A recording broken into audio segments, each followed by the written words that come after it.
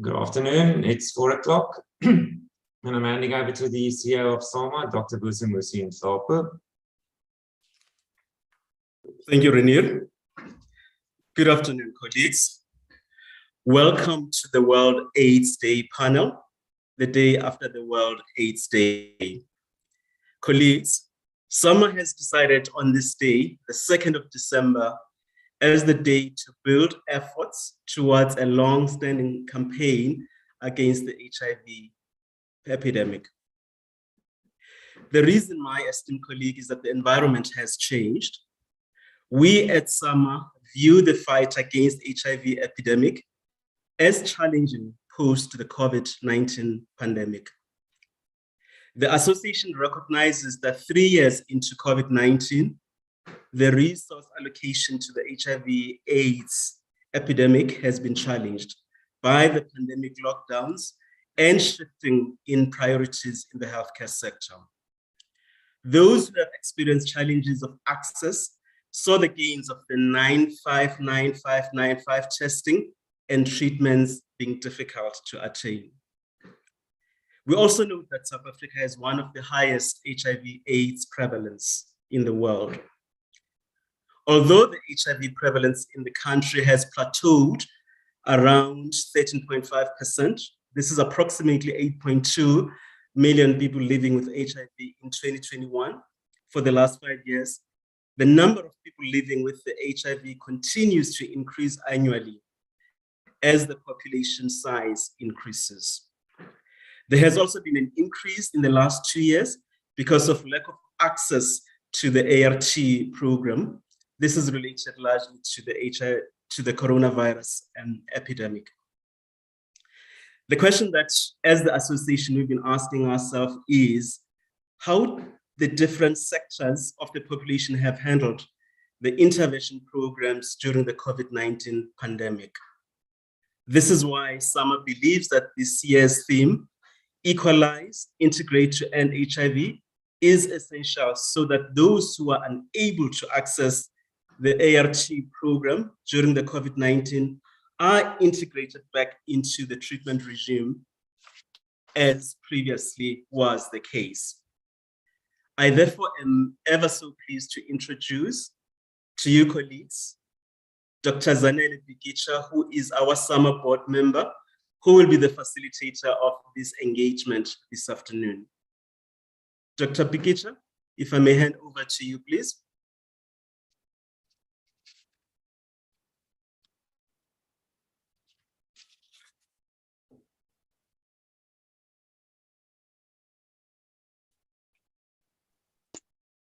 Good evening, colleagues. How are you? Oh, good. I'm glad. I'm hoping that I'm audible. Colleagues, so we are joining together the day after World AIDS Day on the 1st as SAMA, just to reflect on, the gains, the current, space that we are in when it comes to our HIV strategy and programs, in South Africa. As Dr. Nhlapo has said, the theme that has been chosen for this year has been one of Equalise and Integrate. And it becomes a very interesting theme. I will just give a brief background, coming from the public sector as to why this becomes, interesting. We, over the last 2 and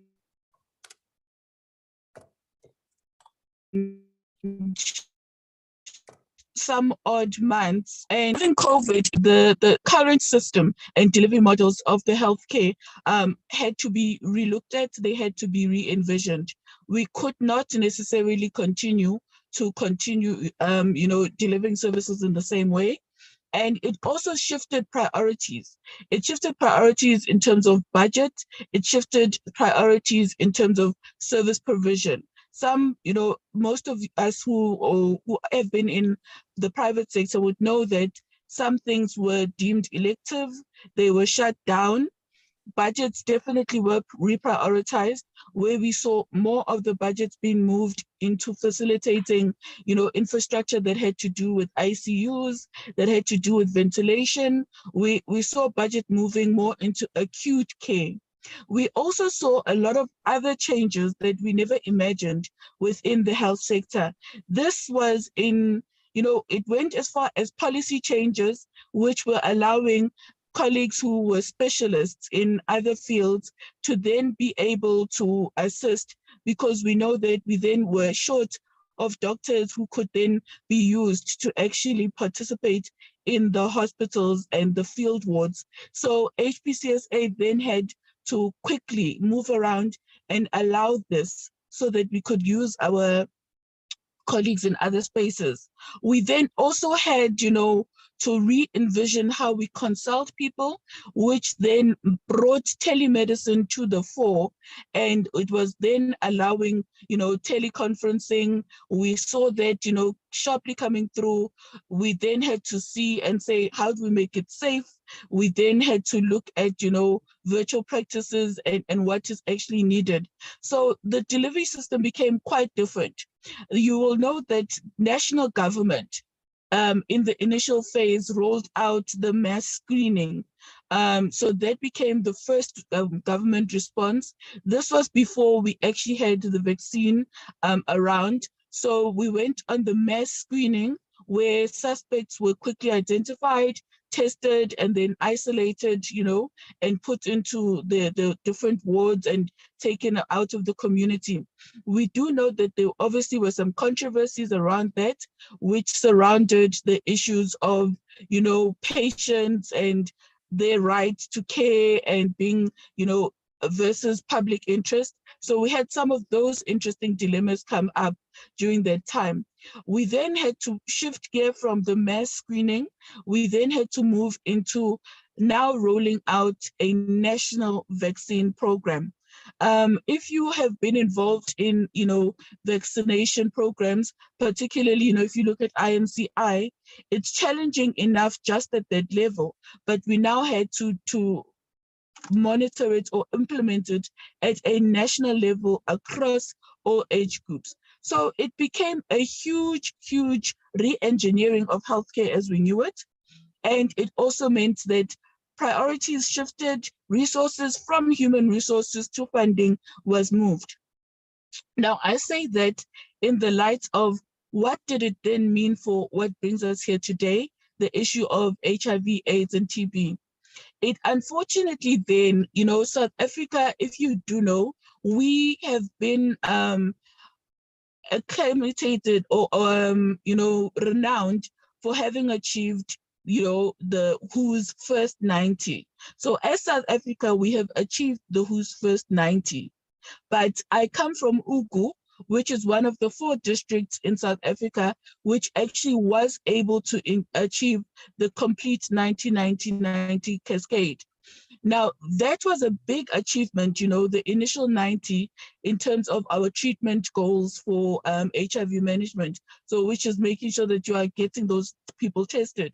And we had achieved that. This then reprioritizing and people staying at home and a different, monitor or phasing of healthcare meant that we then were set back.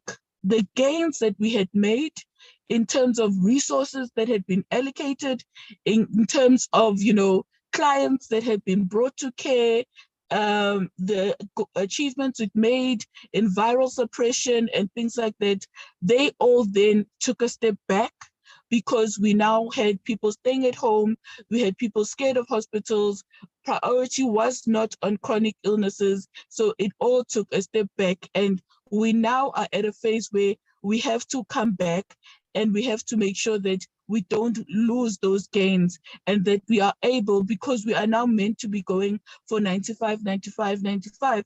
And if we are able to achieve this by the intended year of 2025, as said by WHO, we honestly don't have a lot of time, to be able to pick up the slack. Like I said, in South Africa, nationally, we've only been acclaimed to have achieved the initial 90. And here we are having to go up already to the second 95.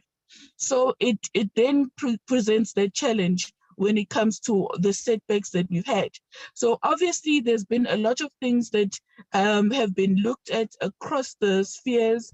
We have looked at, where are the clients? Are we finding them? Whether it's, you've got your public sector clients, so they are being searched and traced to make sure that all those that were on our systems are back. We're trying to make sure that we are re-enrolling people back onto the chronic medicine dispensaries. So that is another modality that is going into high drive to bring back these patients.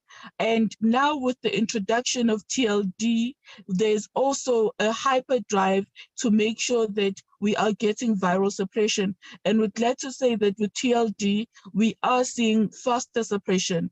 We did have initial hesitation by clients, especially when the pregnancy debate was raised. But with TLD, it is now helping us achieve the suppression milestone faster.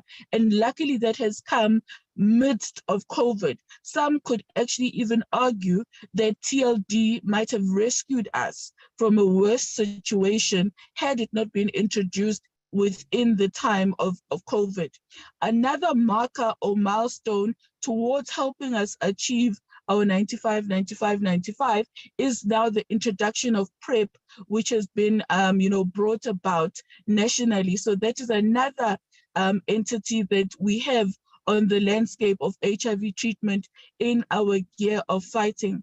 But so I've said, those are the major challenges that we've got to look at when it comes to the issue of recovering from COVID and refocusing on recapturing the gains that we've lost during COVID, but also remembering that we are now supposed to be heading towards 95. Another interesting aspect of this is the fact that we have now integrated with NHI coming on board. Now, NHI also lends itself to another tool that can be used, the integration of public and health databases, to ensure that we are not missing people who then choose other systems. So NHI becomes also a vehicle to make sure that we are comprehensive in getting control of our population nationally in terms of HIV suppression and stopping new infections. So that is another thing that has come about. So the theme also discusses, equality. When we discuss equality, I mean, we can look at it narrowly and look at the health sector. When we are looking at the health sector, it now determines what is happening in most institutions, that we include HIV management in all screens.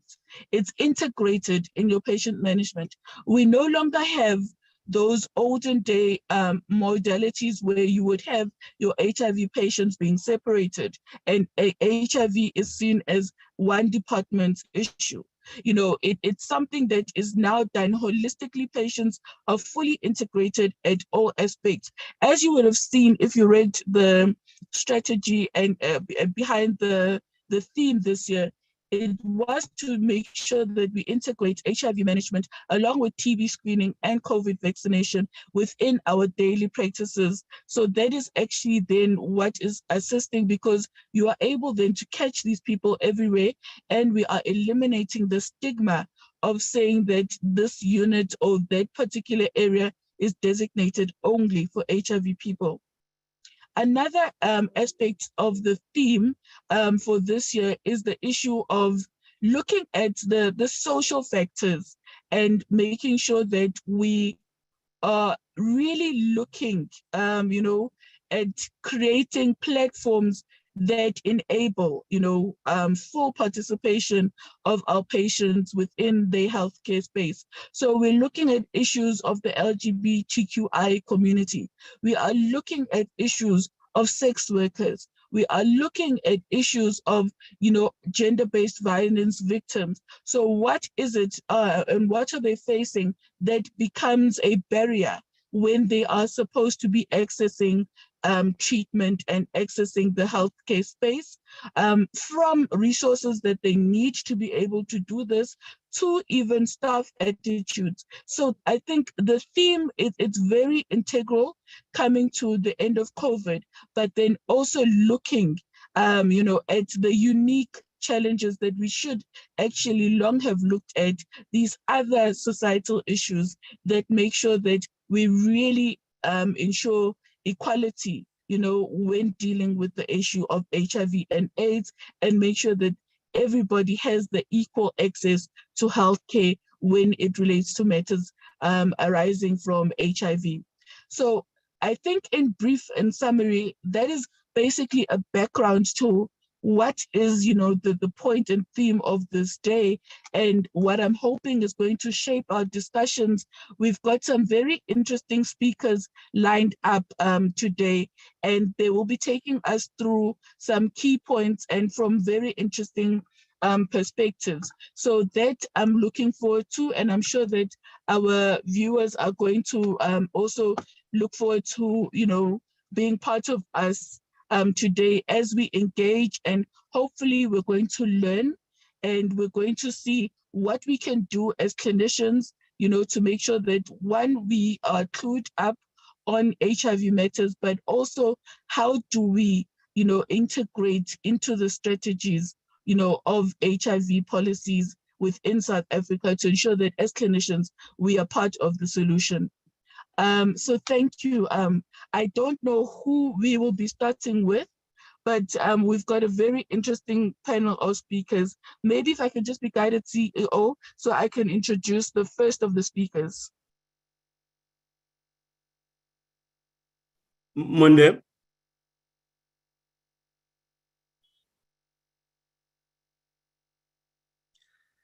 Monday.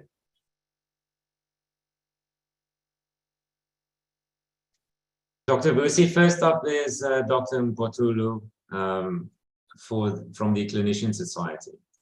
Thank you, Renu. Dr. All right. No, thank you. Thank you very much for the assistance. So, colleagues, then it's my privilege to introduce Dr. Ndiviwe Mphothulo. He is from the HIV Clinician Society. Dr. Mphothulo is currently working, let me start with his qualifications. He currently holds an MPCHB degree, a diploma in HIV management, a Master's of Public Health, a Master's of Business Leadership, and is also currently a PhD candidate in Public Health. He has been a board member of the South African Clinician Society since 2016, and is also an executive committee member of the Rural Doctors Association of South Africa, where he also holds the position of treasurer. He has been a medical doctor for 19 years and has extensive experience in HIV management in both public and private sector. He has worked in Taung district in TB hospitals for 15 years, and also in an MDR unit for about 9 years. He has also been a multi-award winning doctor. So he's received some commendation from the Health MEC for best performing doctors in the Northwest. He's also received a Community Builder Award that he received from the Summer Trade Union. That would have been in 2014. In 2015, he also received the RUDASA's Rural Doctor of the Year. In 2017, he received the award for Best Performing MDR TB Doctor. And in 2018, he got from the South African Medical Association a certificate of appreciation from RUDASA as well for working under diversity. And in 2019, he at the annual awards from the SA Public Health Association, he was also appointed on the MAC committee for COVID in March 2020. So he was there at the forefront of this.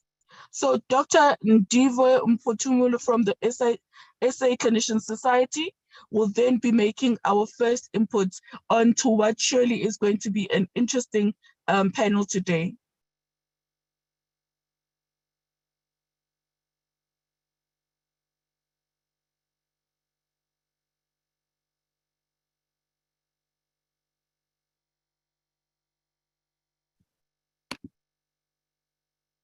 Good afternoon, colleagues. I'm not sure if I'm audible.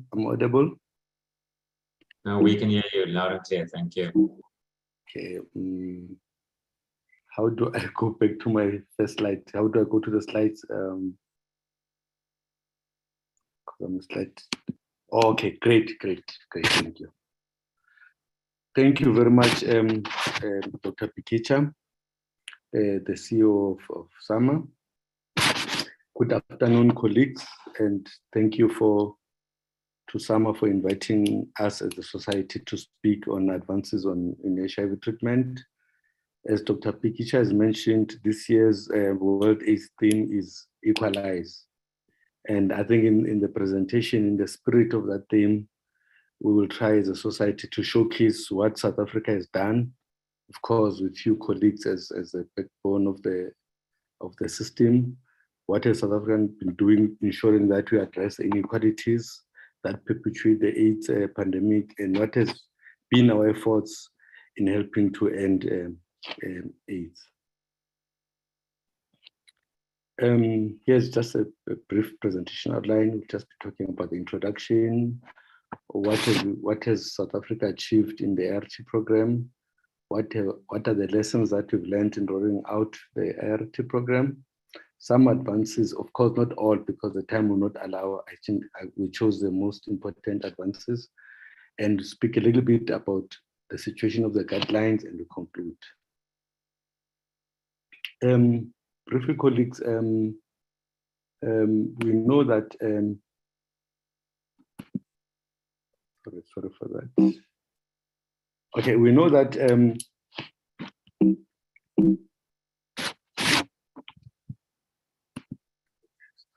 we know that South Africa accounts for 21% of the global HIV burden and 14% of the new infections. And that's according to the World Health, the United Nations AIDS 2019. And according to Stats SA, we've got almost 8 million people living with HIV. And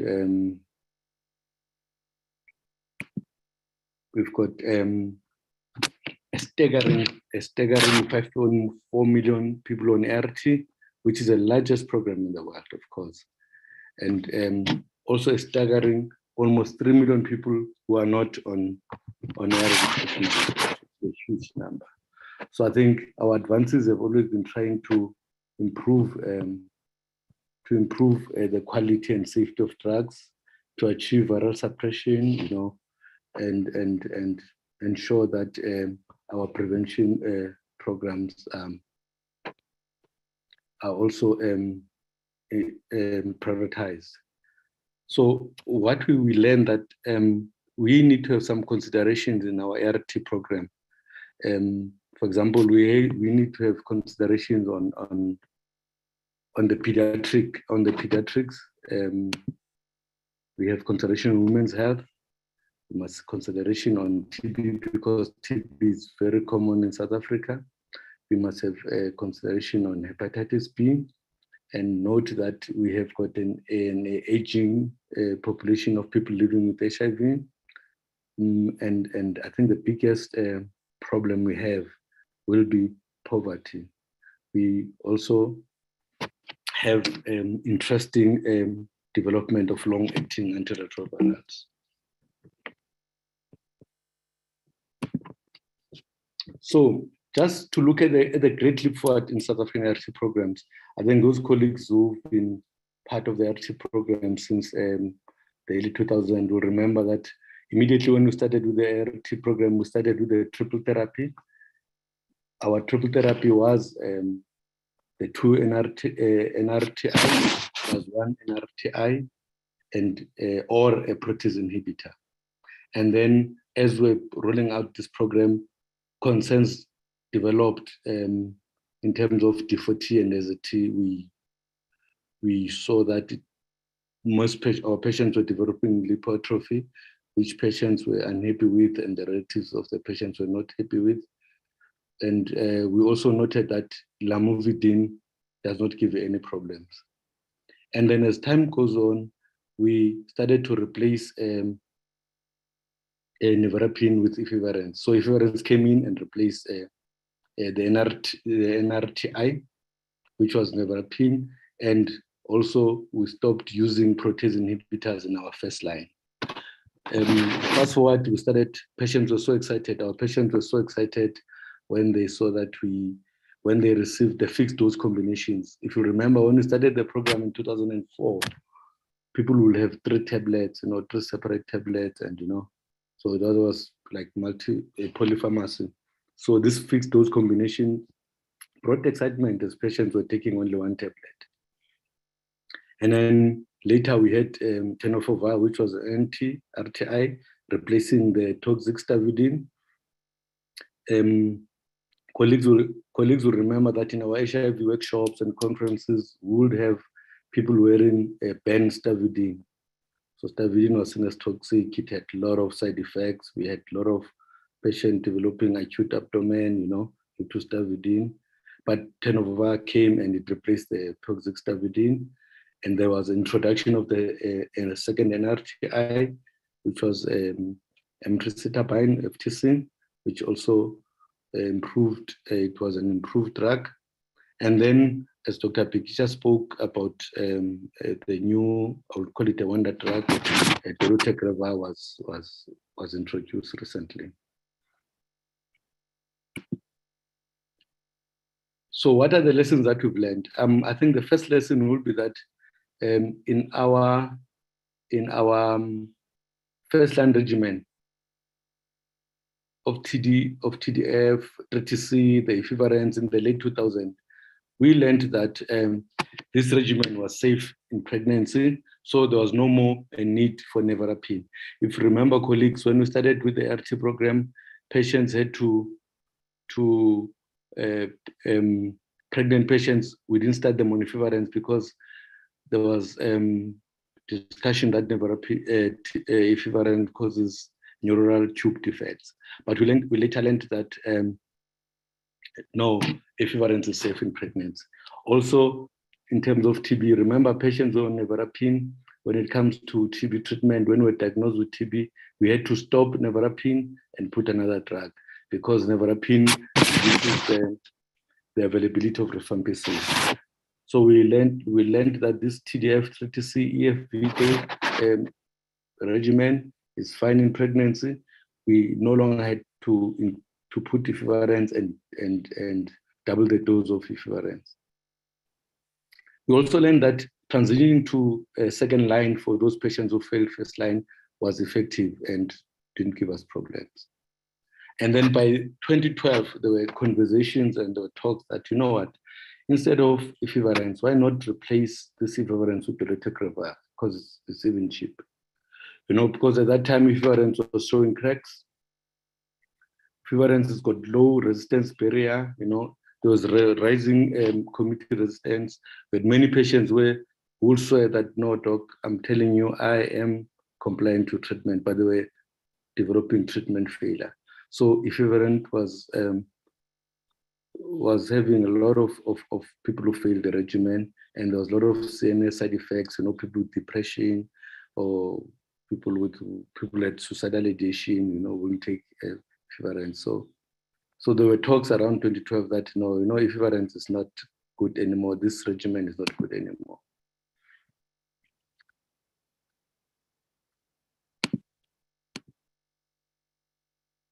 Another lesson that we learned is that in terms of early registration studies, that we noted that the problems with the early registration studies, these studies often did not pick up side effects.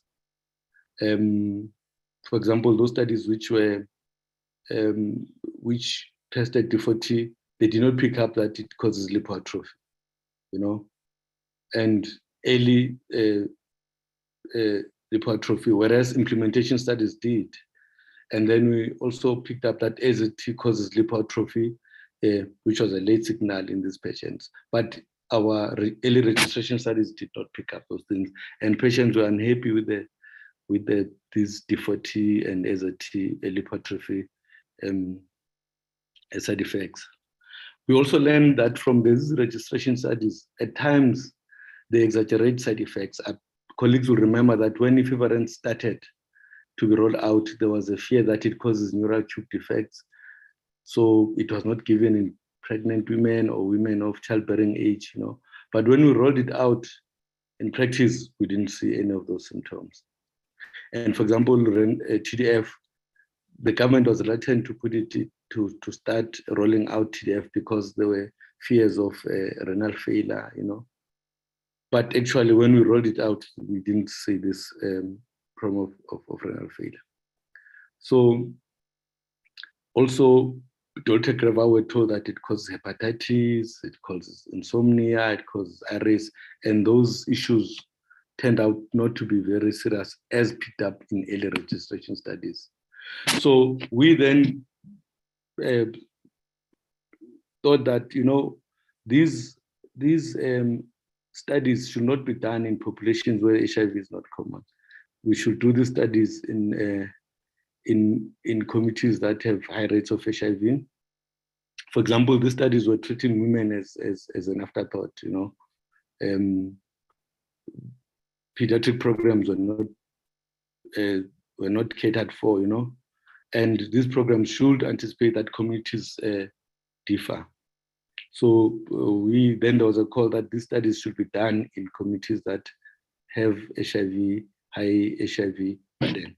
Like the trial here, the article here, it just calls on that phase 3 trials of new antiretrovirals are not representative of the global HIV epidemic. So we have a HIV epidemic in sub-Saharan Africa, but the studies are done somewhere else. And when we roll out our programs, we find problems that were not picked up by these early studies.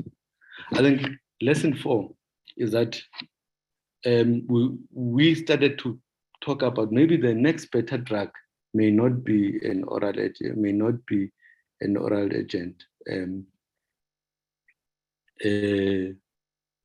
because orally TLD was doing very well. It was well tolerated, and we're wondering what can be done to improve on TLD. And so we thought the next generation of improvements may be the routes in which the drugs are administered. It could be long-acting orals, it could be injectables, or even implantables. But these next better drug or new routes of giving the drug may give us problems in terms of it may give us operational challenges. So, in terms of what is new, I think what I'll call the wonder drug, it will be the dolutegravir. As I've said, there's a lot of new things in HIV, so I tried to mention the most important in the interest of time. So I went for dolutegravir. Most programs in low and middle income countries are now using TLD. In fact, if not all, I'm not sure if there's any country which is not using TLD in our situation in sub-Saharan Africa and Asia and South America. I think we're all using this TLD. And then this TLD also, the way it was so effective, we're thinking, is there a need for a second line therapy? The toxicity profile of dolutegravir in the TLD regimen was outstanding. The resistance profile was even more astounding, and there was a steady movement of existing second line and third line patients being moved to TLD. So where we started, there were talks that this TLD is so good that we can use it as a first, second, and third line. I'll speak a little bit about the studies that confirm that you can use TLD as a second and third line. We have one study which is called Nadia, and another one called Artist. Now, in the study that is called Nadia, I think Nadia stands for nucleoside and darunavir, dolutegravir in Africa. So this study was just, in essence, was checking the efficacy and safety of dolutegravir in combination with lamivudine and either AZT or TDF for second-line treatment of HIV infection. So the outcomes of the study showed us that if you use DTG and 2 NRTIs, you will provide durable suppression in second line, even if you could be having the 2 NRTIs having some form of resistance. So this told us that you can, in fact, you switch patients to TLD without viral load as is requested in the program. The current guideline says for you to switch to TLD for patients, you must have viral suppression. But the NIDA study showed us that you don't need that, because you know that TLD will suppress these patients, even if they're unsuppressed. And we also noted that maintaining the TDF and 3TC part of the regimen, when you switch, it's better than switching to the AZT 3TC. Remember, colleagues, in the current program, we use AZT 3TC and Aluvia as in the second line of drugs. But so Nadia study showed us that no, you can keep TDF 3TC and add DTG, so there's no need to switch to AZT 3TC. So that was very important, and it meant that different countries have to consider changing the guidelines. And then there was another study again, it's called ATI study, stands for, although it's a stage 1. Sorry, Dr. Mphothulo, sorry for interrupting. I'm so sorry. There's some background noise coming from your microphone. I think it sounds like paper being shuffled or something.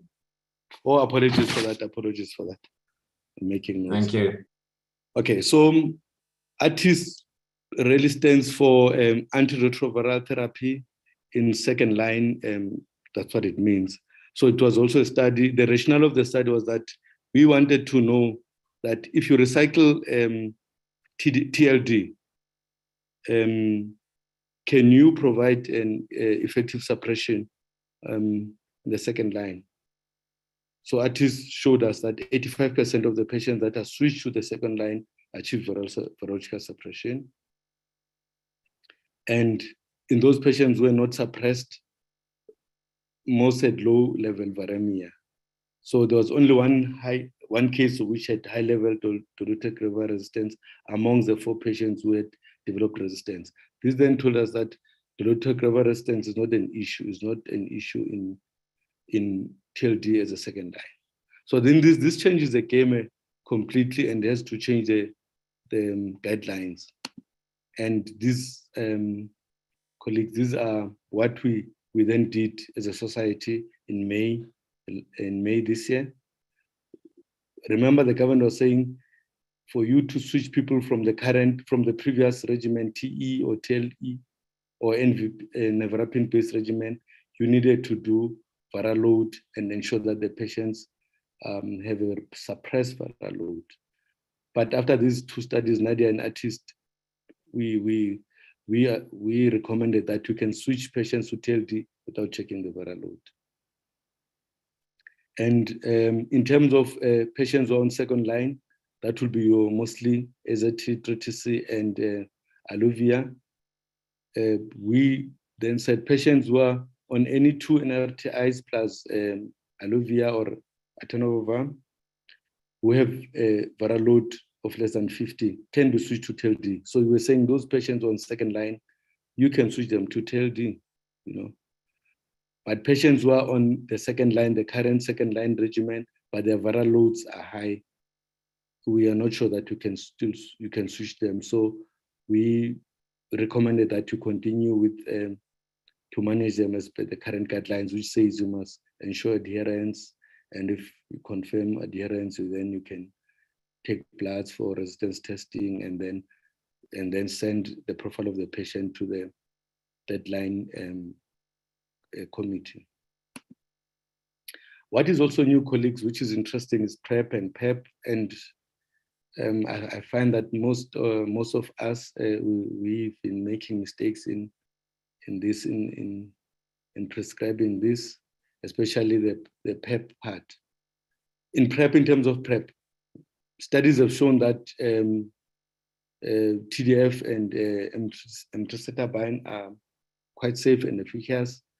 We call them tenemine. Studies were done. So I think they name you, I think when you prescribe, you can write tenemine.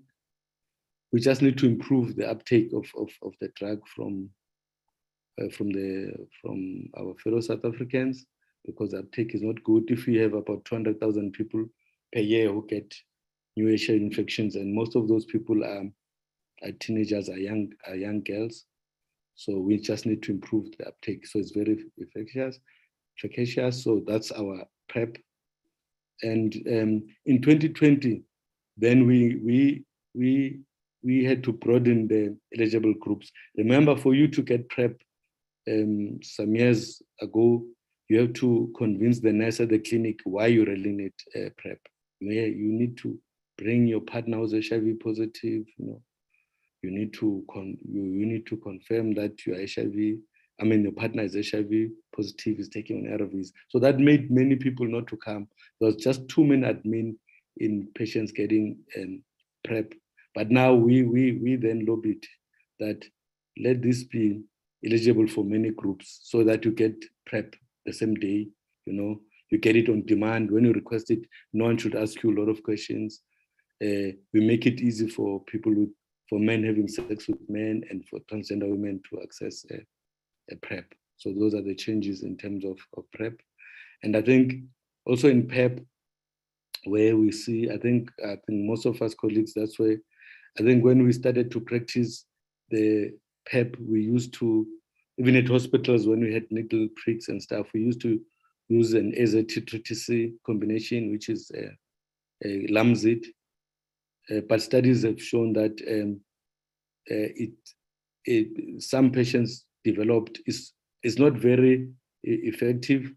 So research has shown that what's more effective is having 3-drug PrEP. That will be your TDF, FTC as a backbone, plus a third agent, which can be dolutegravir or Aluvia or any other API. So we no longer use 2 drugs for PrEP. We use 3 drugs for PrEP.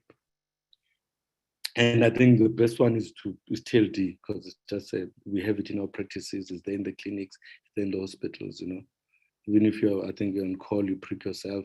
There should be TLD even in the medical wards.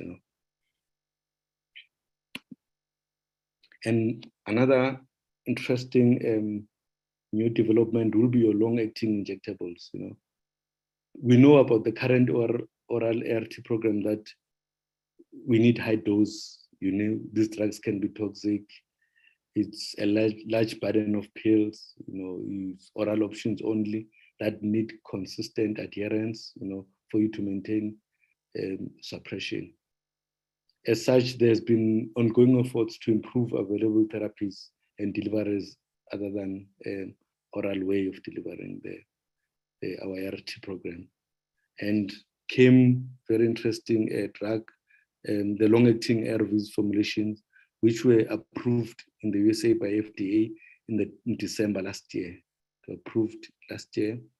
And luckily, South Africa has approved this CAB-LA injection, which is used as PrEP. It's been approved as Apretuda. It was approved yesterday. I think I saw the announcement yesterday that now it's available in South Africa. It's been previously available only in USA, Australia, Kenya, and Zimbabwe. So South Africa is the 5th country to have this injection. So these are prolonged therapeutic drug. They've got prolonged therapeutic drug concentration. They've got high potency. They've got a potential for simplified regimen. They also eliminate the need for daily oral dosing. Patients get fatigue. They improve adherence. They circumvent the stigma. I think those of us colleagues who've worked in rural clinics or who've worked in areas around informal settlements where people stay in a one-room shack and they're sharing that shack or 2-room shack with a lot of people. And comes 8 o'clock, they have to take their tablet. Now it's a problem. So they have to go out every time 8 o'clock hide the tablets, somewhere, so that no one sees that they're on ARVs. So these injectables will circumvent that problem of patients hiding treatment from their loved ones, So in July 22, after FDA approved these long-acting injectables, the FDA released guidelines for these long-acting injectables that they can be used as PrEP for HIV. This is a statement released by the World Health Organization saying that this CAP-LA injection, along other prevention options, will be a welcome development in the fight against HIV. So this long-acting CAP-LA, which is cabotegravir long-acting, that's what it means. It's part of the INSTI groups. It's safe and it's effective. It's safe and highly effective in HIV prevention. So it's an intramuscular. It's available in intramuscular form. It's long-acting, with the first injection administered 4 weeks apart, followed thereafter by injections every 8 weeks. So it's highly efficacious and patients tolerate it well in the studies. And it's also been shown to be effective in cisgender women, men having sex with men, transgender women, So it's an effective drug. It's approved by FDA, and here in South Africa is a CAP-LA. And we also have a combination of cabotegravir and ripivirine. Ripivirine is an NNRTI. So if you give them in combination, they can be used as part of the ART program. So we're looking forward to this when FDA approves this, and they can be available as part of our ART program. So it's 2 separate injections. They're given every 2 months, but they've got challenges. You can only use them as maintenance therapy. That means your patient must be first on ART program, and you ensure that this patient is virally suppressed and has no history of treatment failure. There's no suspicion that this patient can have resistance. So this is a patient who should be on ART for some time, suppressed, and then you can move them to these 2 drugs, the cabotegravir and ripivirine. But as you know, colleagues, this will be challenging for our system. If you introduce any drug any ART drug, the first thing you need to do, you need to develop detailed guidelines for each country. Conditions in Australia are different from conditions in South Africa, conditions in Canada. So you need to have developed detailed guidelines for South Africa. So it means we must come together and develop guidelines. We're working with the Department of Health, National Department of Health, and colleagues in the academia and the research space to develop detailed guidelines about this long-acting injectable before it's rolled out. Also, we must look at the manufacturing cost of these long-acting injections. The costs are much higher than oral treatment. I mean, it's the oral PrEP is 250. This one could be about 57,000 rand. Will the government allow? Will the government agree to buy that? We're also going to have challenges of implementation in South Africa. Are you going to choose specific sites in a district? Are all the clinics going to qualify to implement this? The personnel, if you've worked in any clinic in South Africa, the clinics are quite busy. Now, if there's a queue of people who come to get injections, I'm not sure if then we have that personnel. What are we going to do about that? Are we not going to undermine our the successful CCMDT program by this? Because most of the patients that are stable, are virally suppressed, are on the CCMDT programs. They enjoy it. They enjoy going to the community centers, taxi ranks, churches, in the urban areas, they go to pharmacies. What will the Department of Health say about this? Will we undermine the CCMDT program? So these are the considerations. how does it work with TB? Because we have got the biggest, highest TB, high TB. We are a high burden TB country in South Africa. Most of our patients get TB. How will we work? Will they work with TB? How will they work in the PMTCT program? What we'll do in PEDS? Will we be able to transfer from pediatrics to adults? What are the drug-to-drug interactions? Cold chains for these two separate injections. If someone is on both injections, where do you store them? Clinics in rural areas don't have electricity. Some clinics in rural areas, there's issues of load shedding. There's no backup power in some clinics. So how are we going to navigate all these problems? Can we guarantee stock availability of these injections? Will the funders, especially the big funders like PEPFAR, will they agree to move from oral treatment to injectables? Will it make sense for them? Medical aids.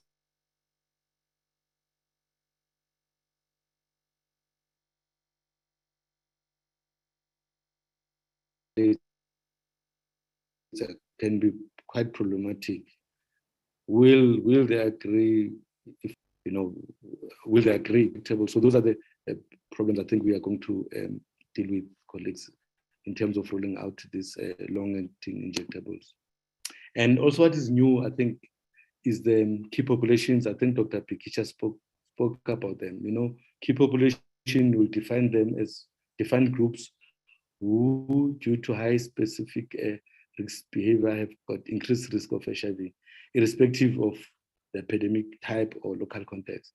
So the 5 categories of key populations will be men having sex with men, people who inject drugs, people who are addicted to drugs, substance use disorder, people in prison and other enclosed settings, sex workers, the transgender people. So those are the key populations. I think that is why United Nations AIDS spoke about equalizing, that you cannot say you are fighting the pandemic and leave these 5 categories outside and not consider them, because they are the high drivers. High infection rate occurs in this group, and if you do not cater for them, then you are not going to win the battle against HIV.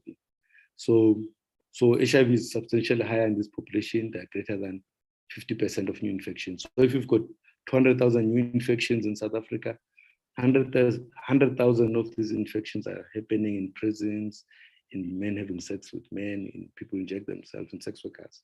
So we cannot ignore this group. It's a huge, huge group. So this group must be central to the global response to HIV. And I think in 2014, World Health Organization was progressive. It then issued out guidelines on HIV prevention, diagnosis, and treatment in these key populations. I think in our guidelines in the HIV Society, if you go to our website, you will see that we have guidelines on these key populations.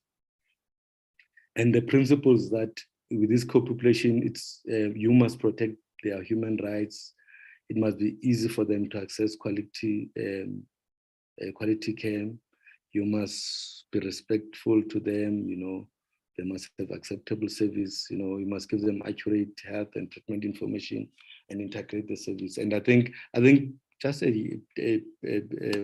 yesterday I had a young man in one of the public clinics I'm working in who's been having infection, and they could not get it right. And he came to me, and then he took a pen and a paper and wrote down that I don't have sex with women, I have sex with men, So he was ashamed. So we need to be able to have these men who have sex with men being able to disclose to us, and we can give them quality treatment. And then in terms of pediatrics, of course, HIV is still a problem in our pediatrics, although we've done very well in reducing the infections, but the numbers are still high, unacceptably high. Look at that rate in children less than 15 years, 12,000, that's high. Adolescents between 10 and 19 years, we've got 38,000, Children of all ages, 230. So these are the new infection, 230,000. So these are high numbers. and look at the people living with HIV, the children we've got, these are huge numbers, huge numbers. So this just tells us that pediatrics, pediatric HIV, it's very important. So in terms of pediatric HIV, what we've been doing, we've been trying to close the gap and ensure that we optimize the regimens. You know, if you look at the adult and the pediatric divide, the adult regimen is simple. It's just an FDC, one tablet. But with kids, it's complex. It's 3 syrups, you know. I'm sure colleagues who've worked with children, you know, parents will tell you that Calitra is beta, colleagues. Children spit it out. So the parents have to find creative ways of giving Calitra because it's very bitter and children won't take it. And when is the time to get treatment, when they think of taking that Calitra syrup, kids just become uncomfortable. So we just working with other colleagues, I think in the research field with people in the pharmaceutical industry, we called for reducing the regulatory barriers that delay the access to optimized pediatric care. And luckily, you know, we've got progressive regulatory body, SAPRA. It approved that 4-in-1, the granules, which is Abacava, TTC, LPV, and ritonavir, a combination. So it's 4-in-1, which is it's going to be simple. It's going to be easy for the parent. Can you imagine, as a parent, you have to use different you use syringes, you know, and most of our people are illiterate, so sometimes they get this dosing wrong. So this make it easy.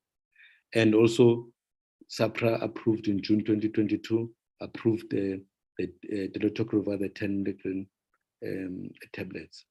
So another milestone that we've achieved is that we could align the regimen for adolescents with an adult regimen. So children who are above 10 years and above 35 kg, we start them on TLD. That has worked very well for most patients, and parents are very grateful. And on the horizon, of course, was the CAP RPV long-acting injections. And I think early studies, the CRYON study, was looking at it in children greater than 2 years and greater than 10 kgs. It's got showing results. Promising results that you can give it in these children who are greater than 2 years and greater than 10 kgs. So that will be nice for kids to give them injection, less stigma, you know, as they grow up, and it's easier for the caregiver. So that's what's promising in terms of pediatrics. And again, in terms of what is new, we have learned, I think we've learned, because I work mostly, as it's been said in my introduction, I've worked mostly on the TB. I've worked in the TB and MDR TB space. I'm telling you, colleagues, if we can reduce poverty in South Africa, you will reduce TB by more than 90%. So we have got a problem of poverty in South Africa, so which is diminishing, as this quote by Nelson Mandela says. Poverty is diminishing, you know. Poverty takes away your dignity. Poverty makes it difficult for you to go to the clinic, you know. We've got one of the highest rates of poverty. We've got the highest inequality in the world, you know, with our fellow South Africans going to sleep without food and coming with creative ways. I mean, someone from the Eastern Cape in Rudasa was telling me that the patients were starting to mix cow dung and mealie to increase the volume of pap porridge, you know. So our fellow South Africans are living in these degrading conditions. So we need to deal with this poverty. We need to deal with inequality. We need to deal with gender-based violence. You know, we need to deal with discrimination and injustice, because these all fuel HIV transmission. We'll come with all these new creative drugs, you know, injections and stuff, dolutegravir. But if we don't deal with poverty, we're not going to win this. So poverty is more in women. You know, we need women development.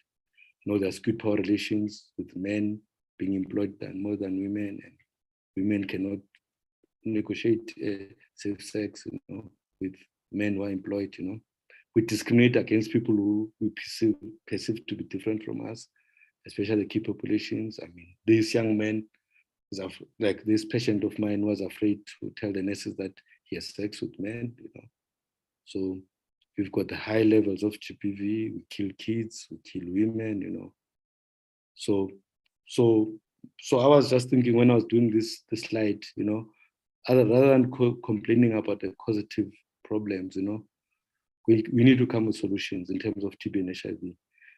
We have 90, 90, 90. Why don't we say 90, 90, 90 plus 90? The fourth 90. The fourth 90 is that we tell the government that please take people out of poverty. As we do that as SAMA, we do that as HIV clinicians, we do that as RODASA, we do that as psychiatrist association, gynecologists, because we need to take people out of poverty. If you don't take people out of poverty, it's going to affect you as a gynecologist. You're going to have a lot of patients who develop preeclampsias, postpartum hemorrhage. If you don't deal with this poverty, it's going to affect our HIV program, So it all affects us. So we should stand up and say, please, government, take 90% of South Africans out of poverty. That's my view. So the view of the society. As Maya Angelou says in this quote, I mean, if it's true that the chain is only as strong as its weakest link, isn't it also true a society is only as healthy as its sickest citizen and only as wealthy as its most deprived? So if the chain of HIV chain is more at patients with HIV at key populations, if we don't deal with those populations, we will not be able to achieve a HIV-free generation. As we conclude, in terms of our guidelines, Southern African HIV clinicians guidelines, we had noted that the problem with the guidelines that they were lengthy. It was difficult to locate specific information quickly. It was relatively slow to update, difficult to access on a cell phone or iPad. It was difficult to share or print from, So we have decided to digitalize our guidelines. So our guidelines are now digitalized, they're in a modular format. They've got nice layouts like tables, pictures, flow diagrams, So thanks to our creative colleagues in the association. And I think the next slide shows how do they look like.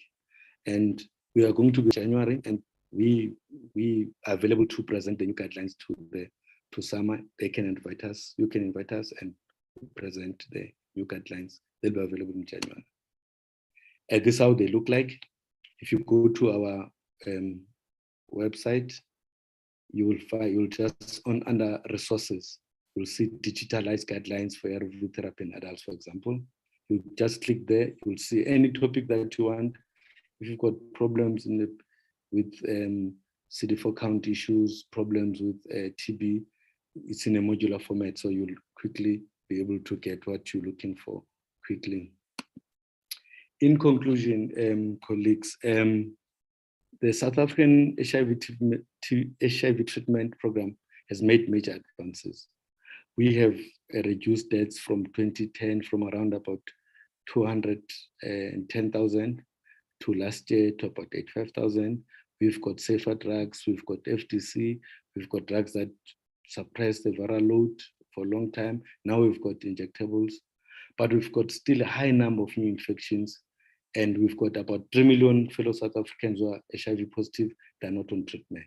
So we need creative ways of getting these 3 million people on treatment. We need to prevent these 200,000 infections. Our program is underpinned by robust science and evidence-based. You will know that when we started the HIV program, we had war with government.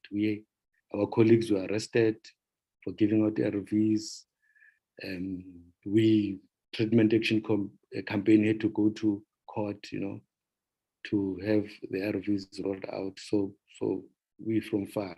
But currently our program is underpinned by science, evidence-based. We've got good working relationships with the government, we've got one of the best trained cadres of health workers in the world, I think, our doctors, our nurses, clinical associates, Also, dolutegravir is revolutionary as ARVs, so now it's going to be the first line, second line, and most probably the third line as well.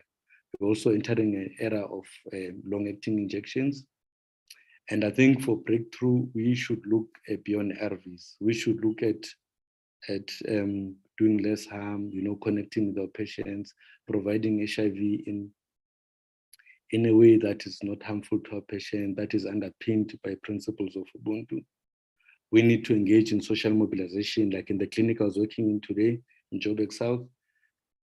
The committee members came out wearing red and white, they're holding candles, they prayed. The pastor, a Muslim, I'm not sure if you should call it pastor, was a Muslim pastor and a Christian pastor, people praying, holding hands, because HIV is not a medical problem. It is a social problem. We need financial support. We need to ensure social justice. We need to end gender-based violence. We need to end poverty. We need to end poverty.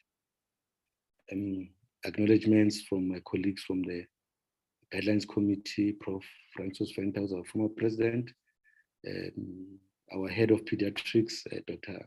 Prof. Moore Alkin, Prof. Clemenchis, Dr. Brown Bosch, and Dr. Regiminals for assisting me with slides in doing this and preparing for this talk. Thank you very much, colleagues.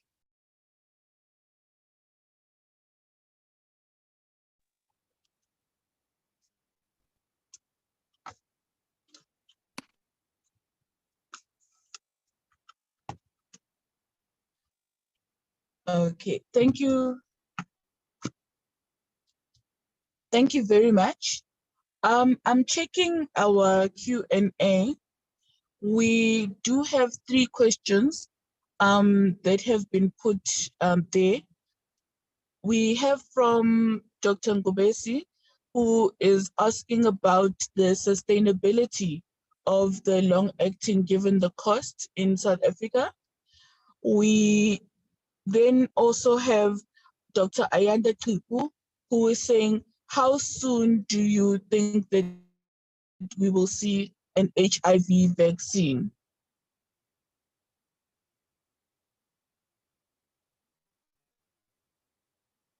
Okay, those are the 2 questions that I'm seeing in our. Okay, thank you, Dr. Pekisha, and thank you, Dr. Ngobesa. In terms of sustainability of long-acting injectables, remember, when we started with our RT program, one of the reasons the government didn't want to roll out the ARVs was the price, right? Was the price. But because South Africa consumes about 21% of the ARVs in the world, it's got a huge market. It is then able to negotiate cost. It is able to negotiate cost. So there are people who have done studies that this company that is manufacturing these long injectables can make good profit if it offers South Africa at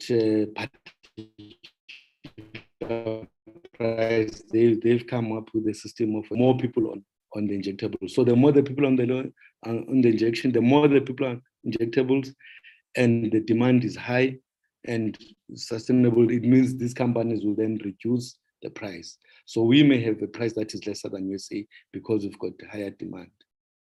In terms of HIV vaccine, unfortunately, we're not doing well because this HIV virus is very clever, the way it mutates. I don't think there's been much progress in that. We are looking now at, because we're looking at U is equal to U. If we put most of our people on ARVs, we do circumcisions, we prevent new infections. So probably that will be our vaccine. But in terms of the vaccine, I don't think we any close. I've not heard anything on vaccine.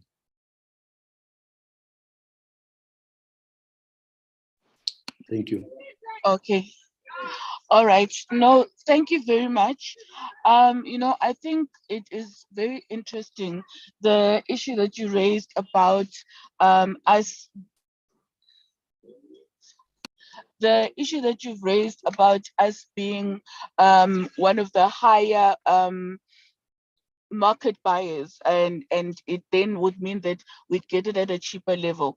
One of the things that I'd want to also raise is also looking at licensing. I mean, I've been passionate about this in saying that really is patenting still justifiable at this kind of an epidemic? I really think that's the kind of questioning we need to be asking beyond just price negotiation, but actually looking at the patent issue. I don't know if you want to respond to that quickly. Yes, thank you for that, Dr. Pikicha. Yeah, patenting is very important because it helps lower prices. So now you've got issues of World Trade Organization that, we've got these parent manufacturing companies, resisting to give other companies patents to do this. So our hope is that, I think, at the political level, at the United Nations, World Health Organization, World Trade Organization, with India leading in doing these generics, in manufacturing generics, we hoping that that's the point where we're gonna have some few companies having patents. And I mean, we don't have companies we're here in Africa, we don't have companies which are engaged in this. So yeah, that's at political level, that's what you need. Except that the high demand will reduce the price, but you need the mother company, the parent company, to issue patents and then make sure that these these injectables are available in lower and middle income countries.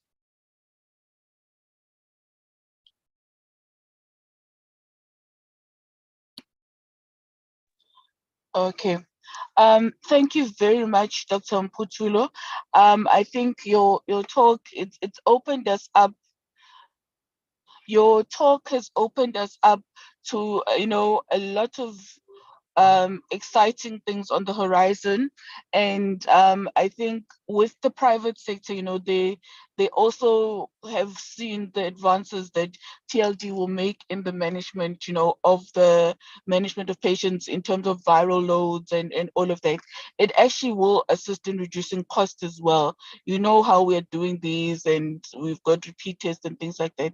So I'd like to thank you for the work that you guys are doing at the SA Clinician Society, and definitely we'll be taking you up on the treatment guideline presentation. I think down the line this month, because we've adopted December as an HIV awareness month, we should be hosting something that now specifically looks at treatment guidelines. So I'm sure that our head office team will be in touch with you, colleagues. Thank you very much. I think, colleagues, at this stage, I then have the privilege of introducing our next speaker. So I'll be introducing Dr. K. Mohammed. Dr. K. Mohammed is an HIV clinician. She is a medical doctor for almost 40 years and has 17 years of experience in the management of HIV and AIDS-related disease. So her passions extend beyond care and shows in her devotion to the training of doctors, nurses, psychologists, social workers, peer educators, and mentors in HIV/TB care.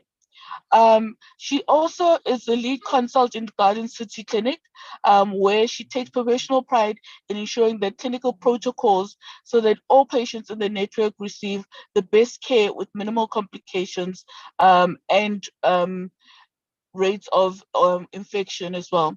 Dr. K has trained students, interns, and doctors in HIV care, doctors for the HIV diploma exams, and for the HIV management course for Right to Care, RHRU, and the HIV Clinician Society as well.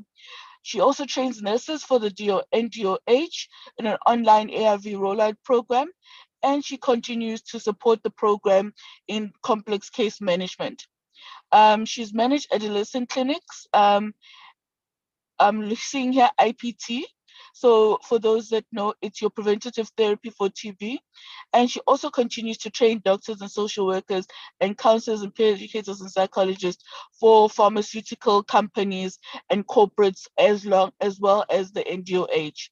So she is coming to us from a private sector setting. And you can see that once again, we've adopted this theme that it is not just a medical problem by her approach in tackling it at a psychosocial level. So I'll give the floor to Dr. Mohammed. You can then present. Dr. Bikicha, I just want to say thank you very much, and to Sama for giving me this opportunity to talk. When I was approached by Sama, I was asked, Dr. K, would you share why your practice is 100% virally undetectable practice? And I said, absolutely. So when you said you thought the 95 goal was a bit unattainable and perhaps ambitious, I'm totally excited to say, I think we can get there. I'm pretty much there already. And to Dr. Ndiviwe, when he was chatting, I just wanted to share with him that I don't think the virus is a problem. I think stigma is a problem, and we need to educate our patients as to how not to self-stigmatize, that once they're on ARVs and their viral loads are undetectable, they must just go out and live their best lives. U equals U, and if you're not on ARVs and your viral load is not undetectable, then we have PrEP available. So I think we just like doing wonderful stuff. And in terms of the PEDS HIV, I think it's a great travesty every time I hear about PEDS HIV, because if our kids are getting HIV, I think we've missed the boat. And I think all of us as clinicians and as a society and as people need to just stamp out PEDS HIV and do the right thing. So I hope I am able to share with you guys from my own personal experience how to kind of root things in the right direction. I'm going to share my slides with you right now.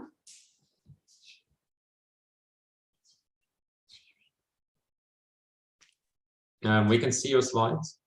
Perfect.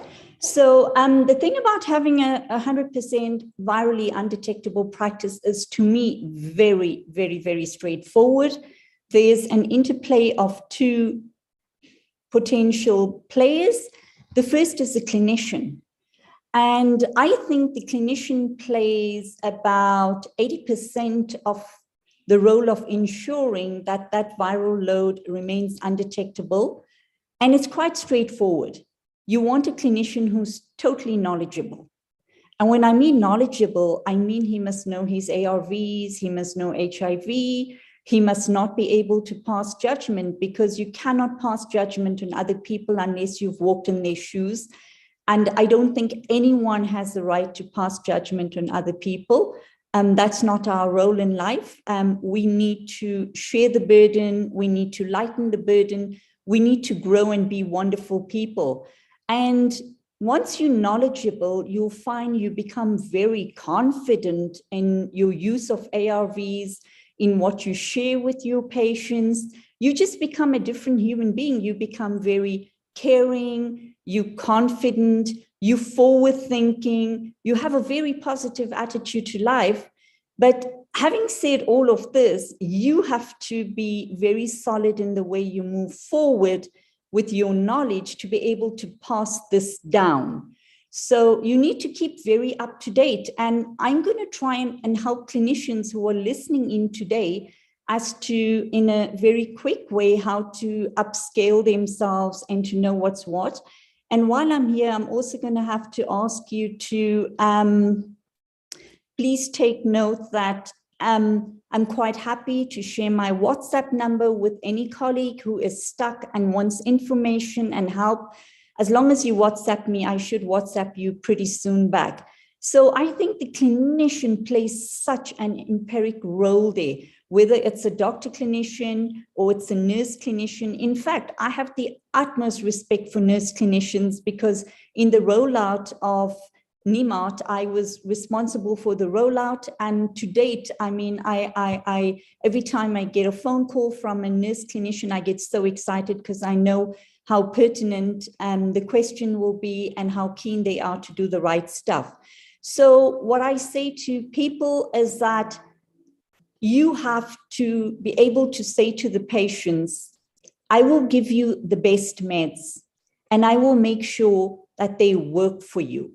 So that is your role as a clinician, to make sure you give the best meds to the patients and to make sure it works for them. And in this day and age, it is so simple. Like our previous speaker had said, in the old days, it was like a bucket full of meds in the morning and a bucket full in the evening, and all those side effects, and you would have resistance patterns. I mean, all of that is in the past. And what we have now is wonderful medicines, not just wonderful medicines. We have so many wonderful options that you can discuss with patients. I mean, I'd heard about the injectables, and just to get on top of things, I would just run it past my patients to kind of get the feel of their impression of injectables, because I have my idea of injectables. And it's amazing as to how much you learn from each other as to will they like it, won't they like it, why do they like it, why don't they like it. So remember as a clinician that your patients are people and you have to treat them like you would like to be treated. And if everyone uses this model, they treat patients like you yourself would like to be treated, I think we would do so well. And then the other factor to this is the patient. And the more we educate our patients, the better off we will be. Because I find in my practice, I first explain to the patient about the virus, and then I explain to them about the drugs. And now they know exactly what they need to do. And I find I don't have to look after them anymore. They look after themselves. So to be able to empower patients with knowledge is just as important as empowering yourself with knowledge. And you find that in patients who understand why they're taking their drugs, why they have to take it properly, you would not have a problem with these patients. You've passed that knowledge down, they're enthusiastic, they are happy, they listen to what you say, and I can promise you this is like a win-win situation. And then you say to them that your role is to take your meds and to take it properly, and that's it. You just find things completely change. So whether you're in private or whether you're in government, this is how it should be. The quality you put in is the quality you're going to get out. Romana? I'm just trying to move to my next slide.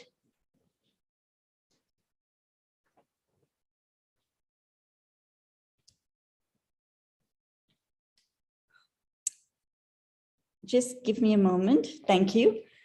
So what I'm going to start with is just a quick summary of what ARVs are used for. So remember, in the old days, we just use ARVs to treat patients. And nowadays, we're not only using it for the treatment of HIV, but we're also using it for prevention of HIV. So when it comes to the treatment of HIV, we all know that this government had adopted a test and treat program. So we shouldn't allow anyone to walk into our practices and walk out without testing them. We need to be very firm. You have to test, because the only way you know whether you have HIV or not is with the test.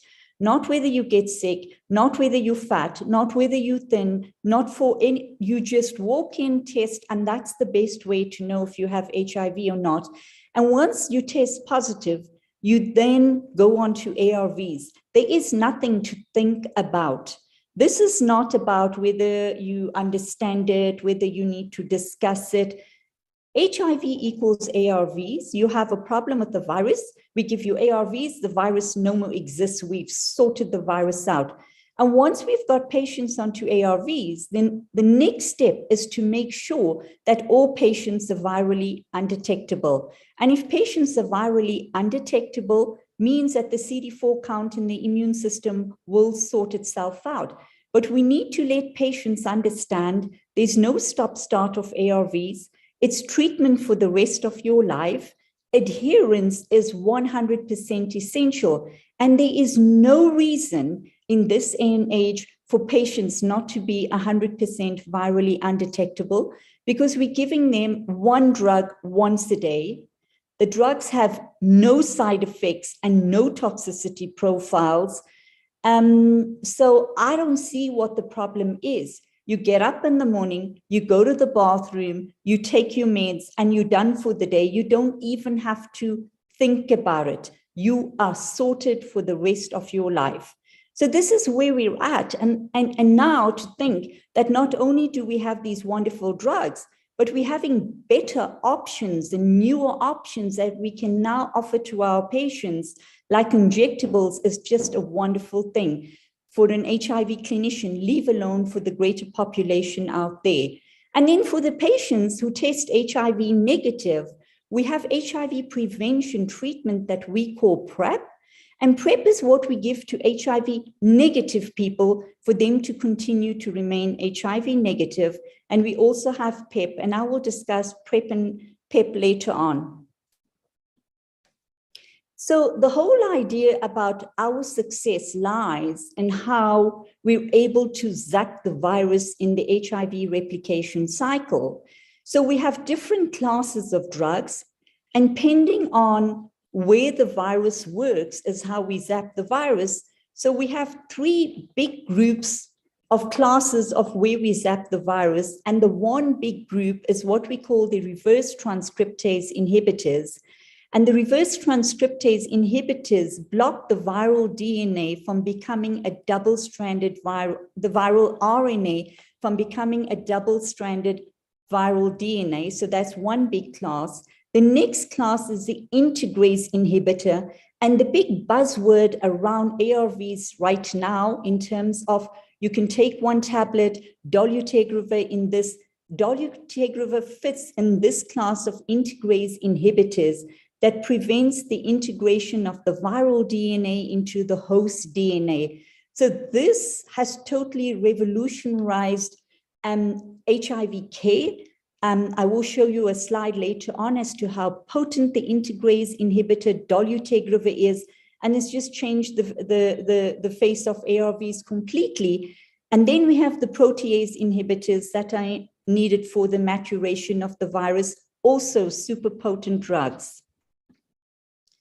So in summary, the quick thing that you need to know is we have the NRTIs, the NNRTIs, then we have the PIs, and the big buzzword now is the integrase inhibitor. And the one to remember right now is dolutegravir. So in the old days, all we had was TE. And when I say TE, I presume the audience know what's TE, which is tenofovir, emtricitabine, and efavirenz. But nowadays, we know we need to get all our patients off TE and to switch them. And we are saying we have TLD, and then you would want to know we have one other option in private called TER. So you can see that previously we just had one option, TE, and I'm going to say TE is on its way out, should be out already. In private, we have TR, and the new big buzzword right now is TLD. And then depending on those three choices and how you fare, we now can go on to second line, where previously we only had the option of a PI, but now we're telling you we also have the option of the integrase again. And I'm going to show you the future slides as to how we switch and why we think the TLD is a wonderful drug. So this slide explains exactly why we headed the way we have, where dolutegravir is a super potent drug. It has an extremely high genetic barrier to resistance. And this is why we can say to our patients that we're going to zap this virus in its tracks, because dolutegravir is super potent with a really high genetic barrier to resistance. And from a personal experience, I would like to share this with the audience. I had a patient who was referred to me by a gynae at 34 weeks, don't ask me why, and she needed to do a Caesar at 37 weeks.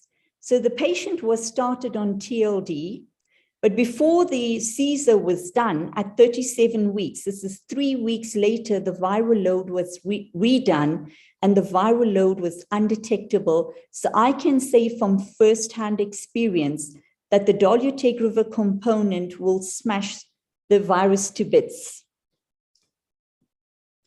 So what I need for doctors to understand now is previously we had patients on TEE.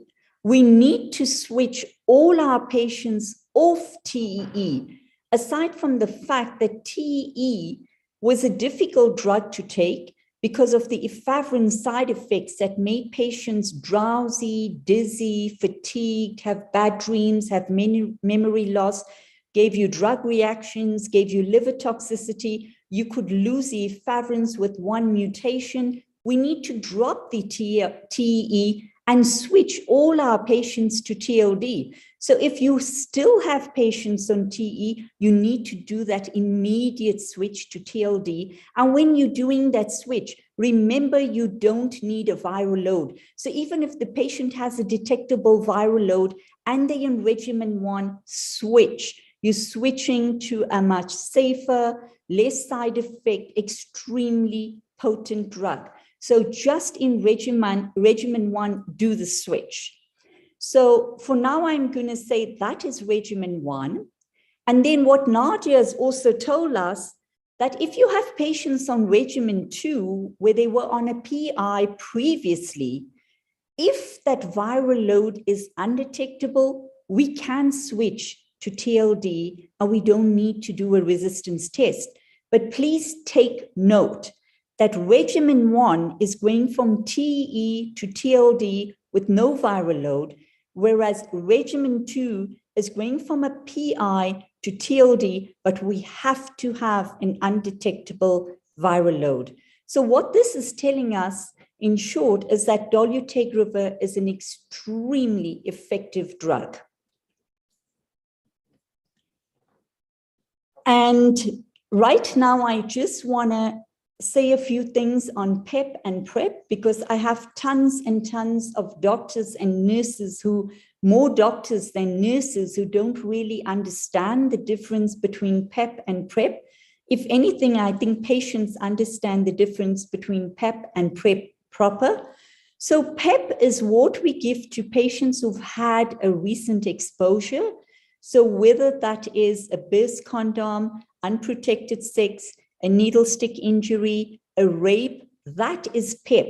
But we need to remember, if we want to introduce PrEP prevention treatment, we need to do it within 72 hours. After that, you're wasting your time.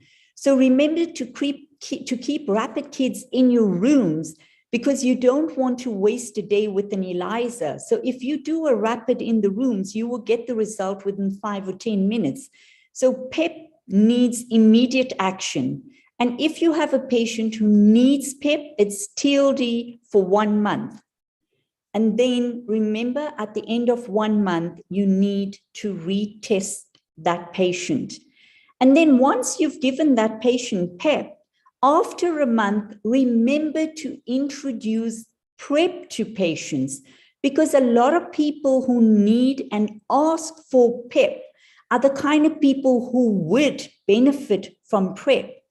So PrEP is what we call pre-exposure prophylaxis, and it's treatment we give to HIV negative people who want to continue to remain HIV negative. And we know very well, like I said, patient requesting PEP can then go on to PrEP. We also have discordant couples where one is positive and one is negative. So until the positive partner becomes undetectable, we need to offer PrEP to the negative partner. Not just that, let the choice of the PrEP be determined by the person and not by you. Let him take his health into his own hands. If he thinks he feels more confident using PrEP, then let them have PrEP. We need to let people know that PrEP is available. If you do not want to worry about HIV issues, then PrEP is what you need. And also the wonderful thing about PrEP is that we will give you tablets for as long as you need it. And when you're out of relationships, you can stop it. And when you're back into relationships, you can get back onto PrEP. So PrEP is available for everyone. You need to just empower people that you see who are HIV negative when they come in to test, to say, this is what is available. You decide, would you like it? I think I love it. I love it for you. So this is what PrEP is all about. And then also for doctors, remember, monitoring is so important. We need to know the CD4s of patients, because if the CD4s are below 100, we need to be aware of cryptococcal meningitis. We need to be aware of TB. Remember, you need to know what the viral loads are. The initiation viral loads are important because nowadays we also have dual therapies, so you can have the added benefit of added choices in the drugs you want to use for patients. Once the patients are on treatment, that is non-negotiable. Viral loads have to be undetectable. You got to be very strict about it. It's absolutely important to be able to monitor the creatinines. Remember, we have an aging population. We have patients with comorbidities like hypertension and diabetes and cardiac issues. The creats are absolutely important. You need to know if creats are abnormal, what treatment to use, what treatment not to use. You need to understand that we need to monitor the livers of patients, so the ALT is important. FBC is also a good marker for when you're looking at TB. Some patients also have low HBs. Women have menstrual cycles and can have low HBs as well. So these are things we as doctors need to be on top of, and nurses. And then we need to be aware of a TB symptom screen every time we see patients in this country, because we know we have a high a TB rate in this country. Simple TB screen, loss of appetite, loss of weight, night sweats, cough, chest pain. It's so important to be able to get sputa. And in patients who have very low CD4 counts, the urine lamb is absolutely wonderful. We need to be aware of all other comorbidities. Don't forget TB. We need to understand that if we're initiating patients on treatment, you always treat the comorbidity first and bring in the ARVs later. And if you do want to add Perbac and IPT to that as well, don't do it all in one bang shoot.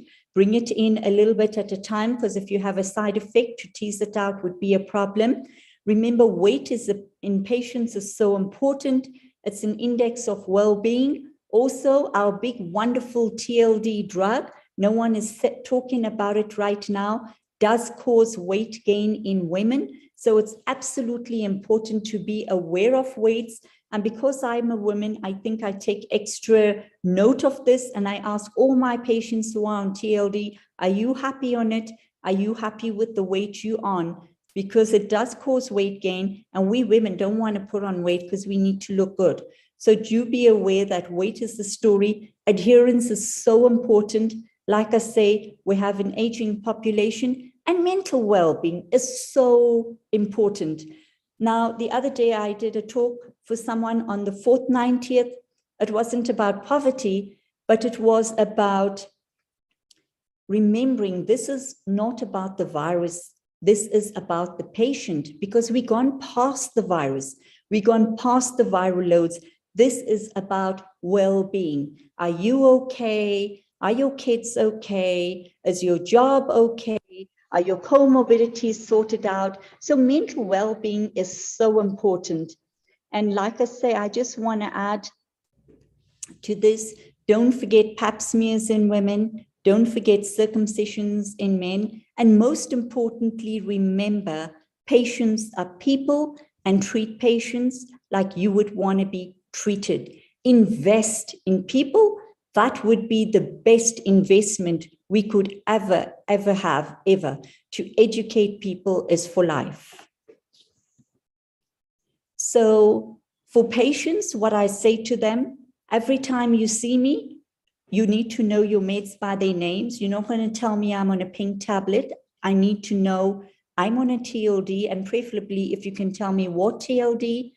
You need to be able to ask, doctor, what is my viral load? Because if the viral load's not undetectable, patients in my practice do get killed. They need to know that they are not to take any supplements and herbal stuff and whatever else, and chat to your doctor. Let the doctor become your confidant and your friend. And I think if we all do this in this manner, I don't think we're going to have any problem going forward, because I don't think the virus is a problem. I think we've smashed the virus. I think the big problem is the stigma. So we need to teach our patients not to self-stigmatize. They need to understand that if their viral loads are undetectable, they're as good as anyone who's HIV negative. They have no virus for themselves, it's trapped. They're not going to give any virus to any partner. They're not going to give any virus to any child. They're not going to give any virus to any baby. They can go on and have as many babies as they like, as long as they can afford it. And they must just go on and live their best lives and love themselves. I think I will stop there, and I'm happy to take any questions.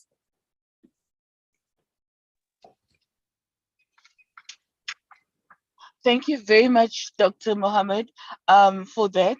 I'm beginning to see why you are having a undetectable practice. And it's actually quite nice to note that we have such a holistic approach from, private sector, one that is able to acknowledge the interplay of all of these. And also, generally, with private sector, it's see the patient, get them in, get them out. But I love how you look at the patient in their entirety, but also realize the need to walk the journey with the patient and monitor and follow through and get them to understand their role in what they play in the success of their treatment. So it goes kudos to you. I then understand why you are having such a high success rate in your clinic. I am seeing one question in the Q&A. It's asking, I think, is TLD the best? I don't want to open a big can of worms, but so be it. So I need to ask, firstly, is the doctor in private or is the doctor in state? If the doctor's in state, you don't have a choice. TLD is the best. End of story. It's unmatched. We just have to take all our patients off TEE and put them onto TLD. That's it. But if you're in private, you have the option of TER. And about 10 years ago, when ropivurine became available, is when I started using ropivurine, and I want to relate the story so you follow why and how I have confidence in the TER, which is an option available in private but not in state. So my first 10 years was spent working in state. And when I worked in state, we rolled out TEE, and all of us know that all patients got TEE. And from dying, they were now living. And when they were on TEE at the time, we monitored in state the viral loads and the creats. We never monitored LFTs. And when I went into private practice, the lab I used started giving me LFTs as routine. And then I started picking up a whole load of abnormal livers, which I knew about in theory, but in reality, I'd never seen it in state. And at the time, I needed to take all my patients off the efavirenz and move them to something else. And the only thing we had available at the time was raltegravir. So I would move all the efavirenz patients onto raltegravir because of the hepatic issues. And all of those livers normalized.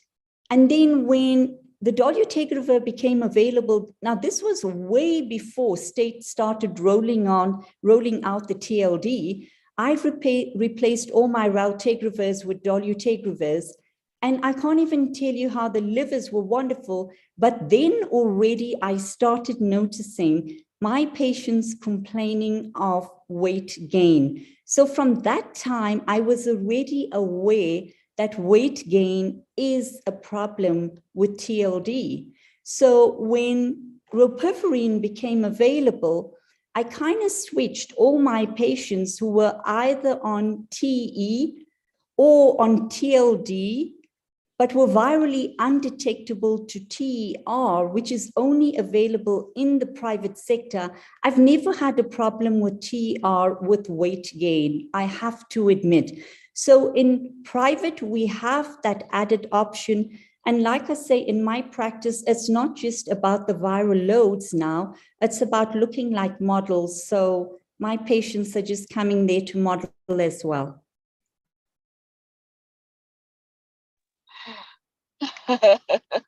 No, I can assure you it's a concern in public as well amongst our female population. So Doc, I do have some other questions. From Ayanda Kripu, we have the question, is there any concern about PrEP abuse, in risk in communities, e.g. men having sex with men, discordant couples, whatever, that are using PrEP, and the fear is, would this not be leading to viral resistance should they then become infected?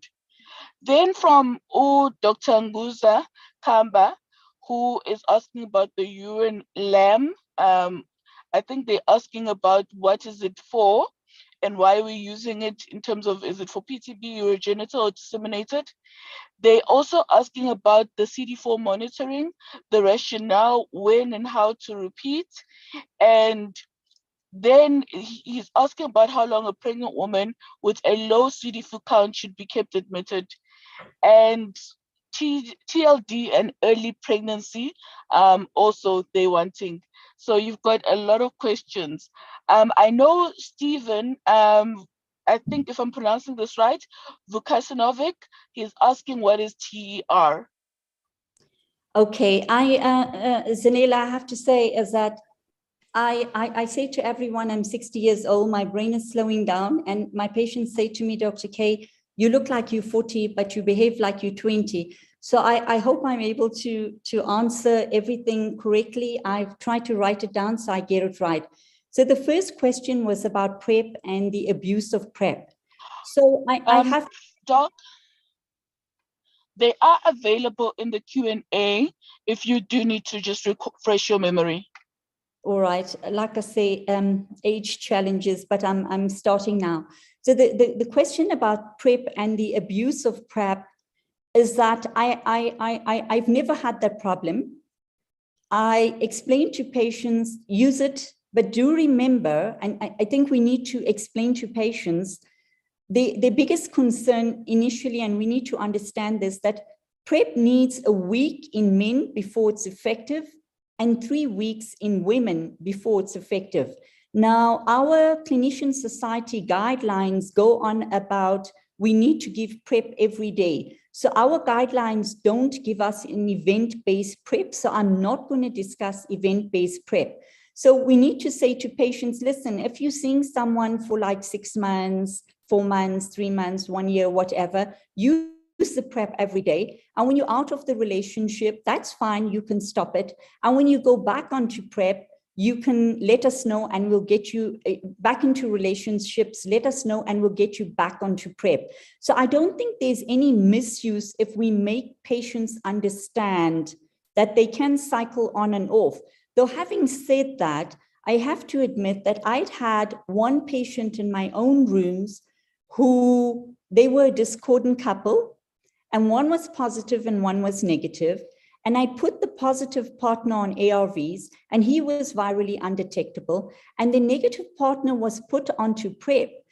On his request, he asked for PrEP.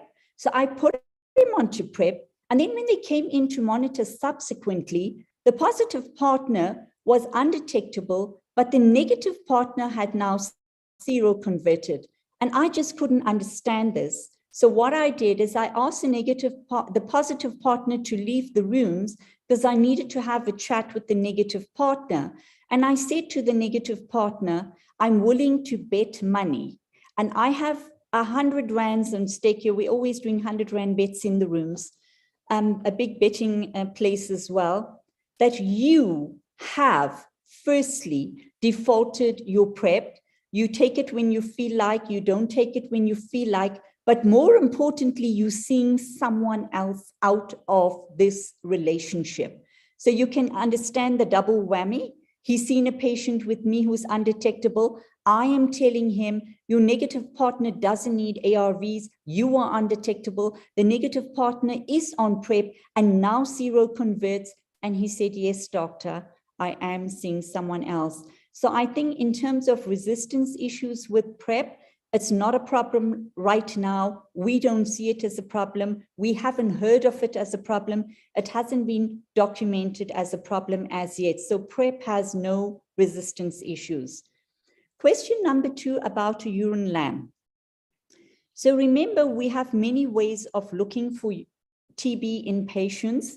The commonest one we use is we say to patients, can we get a sputer? And if patients give us a sputer, we send it off for a gene expert and we get the answer. But do remember, you will see patients, and I see it all the time, even in this day and age, whose CD4s are below 100. So with these kind of patients who are severely immunocompromised, they wouldn't even be able to mount an immune response and give you a sputer for you to be able to even find TB in any sputer. So in those kind of patients whose CD4s are very low, we need to do a urine lamp. And the urine lamp means sending the patient to the lab for a specimen of urine, and the lab is able to track TB in the urine. And I can tell you, if you suspect TB in the urine, suspect TB in a patient, and the CD4 is low, you can bet money, 100 rand bet, that that patient has TB. So a urine lamp is done on patients whose CD4s are very low, and you're not going to be able to get any sputer because the immune system's like dead. So send off the urine lamp and you will find the TB in the urine. The test costs like 120 rands in private, and you will find your answer there. The third question, I think, was on CD4 monitoring. So remember, CD4 monitoring is not too important. The most important thing is a viral load monitoring, because that is telling us whether the patient is taking their treatment, taking it properly, and whether the meds are working for them. But however, CD4 monitoring is something we need to keep at the back of our mind. It's not 100% foolproof because the CD4 varies. It's just an index of how the body is coping. So if you're sad, if you're unhappy, if you're depressed, if you have COVID, if you have a co-infection, if you'd had an injectable, the CD4 counts will come down. And I have seen CD4 cell counts drop from like 800 to 200 during COVID because the body has other issues to sort out. So you can monitor the CD4s if you think the CD4s are dropping during the COVID season. And when the CD4s are low, as we do CD4 monitoring, because remember, in these kind of patients, we want to add IPT, we want to add Perbac for these patients. But once the CD4s are fine, then I think the CD4 monitoring is not so important. The next question, I think, was on TLD and pregnancy. So remember, it's exactly like when we started TEE. Botswana had 4 cases of neural tube defects, and we went, yo, this is a bad thing. And this exact same thing has happened with TLD. TLD was started in Botswana, 4 cases of neural tube defects, and we thought this was bad. What we do know is that Botswana doesn't fortify its food, and also that the 4 is fine for the normal stats. So we can 100% say to our patients that TLD is not teratogenic. You can give it in pregnancy. You can give it to teenagers. You can give it to women who are wanting children. It is not teratogenic in the first trimester. We thought it was there, but we now know it's not there, and we've thrown it out completely. So in terms of TER, So the three components in the ARVs is the tenofovir, the emtricitabine, and the third one, we had an option of either going with efavirenz, which I told you is now in the past. We no more using efavirenz.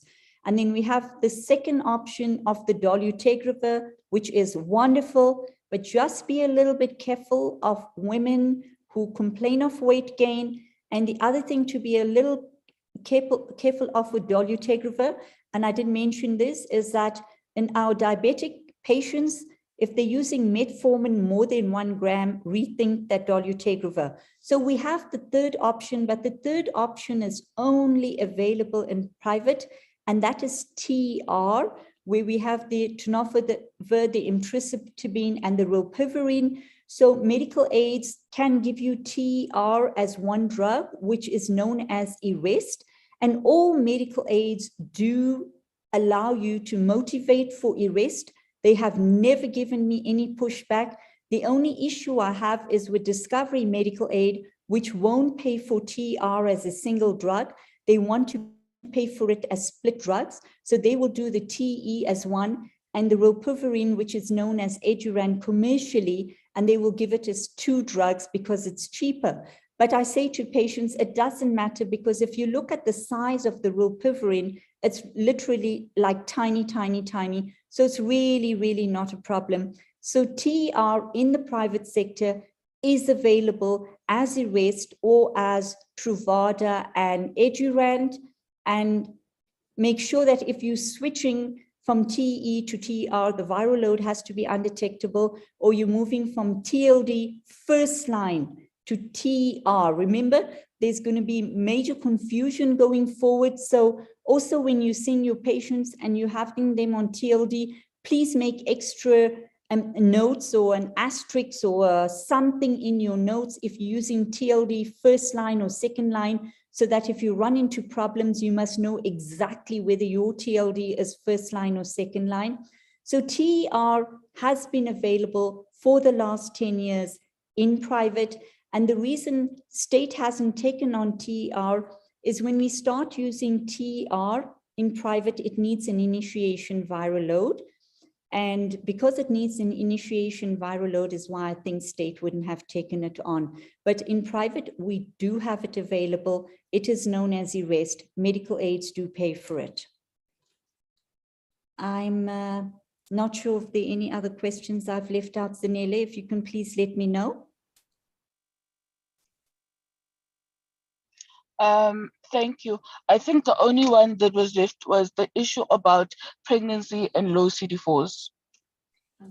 I'm not exactly sure what the question relates to. I mean, pregnancy to me is about someone pregnant or not, just needing to go on to ARVs.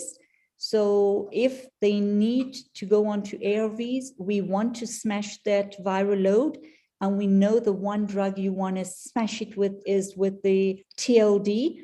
So not only will the TLD smash the viral load, but it will allow for a rapid recovery of the CD4 as well. So in the old days, remember, everything was taboo in pregnancy. We wouldn't give, as short of Panados, I think we gave patients nothing else, and amoxil. But nowadays we give them everything. We know our ARVs are safe. So if you have patients who are pregnant, you can happily start them on your TLD. You can be absolutely certain you'll smash the viral load. The CD4s will go up, and I kind of miss the first trimester before I add anything more. Also the pill burden. And after the first trimester, then I'm quite happy to add Perbac and a multivite as well. But like I say, the TLD is so potent that you can even hold out if you have any reservations about anything more. In say, I haven't to date heard of any issues with drugs in pregnancy. In the old days, yes, we had lots of issues, but not anymore. So you can whatever you want in pregnancy. But thank you. You're going to zap the virus, the CD4 is going to climb up. All right. So we've obviously gotten over that fear of any, worries about what TLD does in terms of pregnancy and those neonatal defects. I think what is important for the doctor that's asking this question to note is that ideally you'd want your patient to present before the first 20 weeks to you, so that you're picking up whether they're HIV positive or not, because that has implications on how you'll manage the baby afterwards. So I think that's something that they need to take note on. The date of presentation and duration of the pregnancy will directly then affect how you then treat the baby of that mother post-delivery. So I think that is a note for us. And obviously the viral load as well upon delivery of the baby also has implications about the duration of treatment. So I think that's some clinical notes to look at around pregnancy. We ideally want them to come in before the 20 weeks, but for various reasons, they don't. Some find out later, and some just also for cultural reasons don't believe in coming before a certain time and things like that. But it has implications on how you treat the baby. So I think it's very important that we acclimatize ourselves with that, because it would be very sad to have serial conversions where we could have prevented it if we had given the appropriate regimens in pregnancy. So I think for me, that's all I could add around the pregnancy issue, that take note of the time the pregnancy is there and what the viral loads are, because that then determines what you do for the baby. Zanele, can I just add one last thing, if you don't mind? So I have to admit, when I hear about Pete's HIV, I literally want to scream and I want to cry, because it is so unnecessary. We have failed humanity if our Pete's are positive.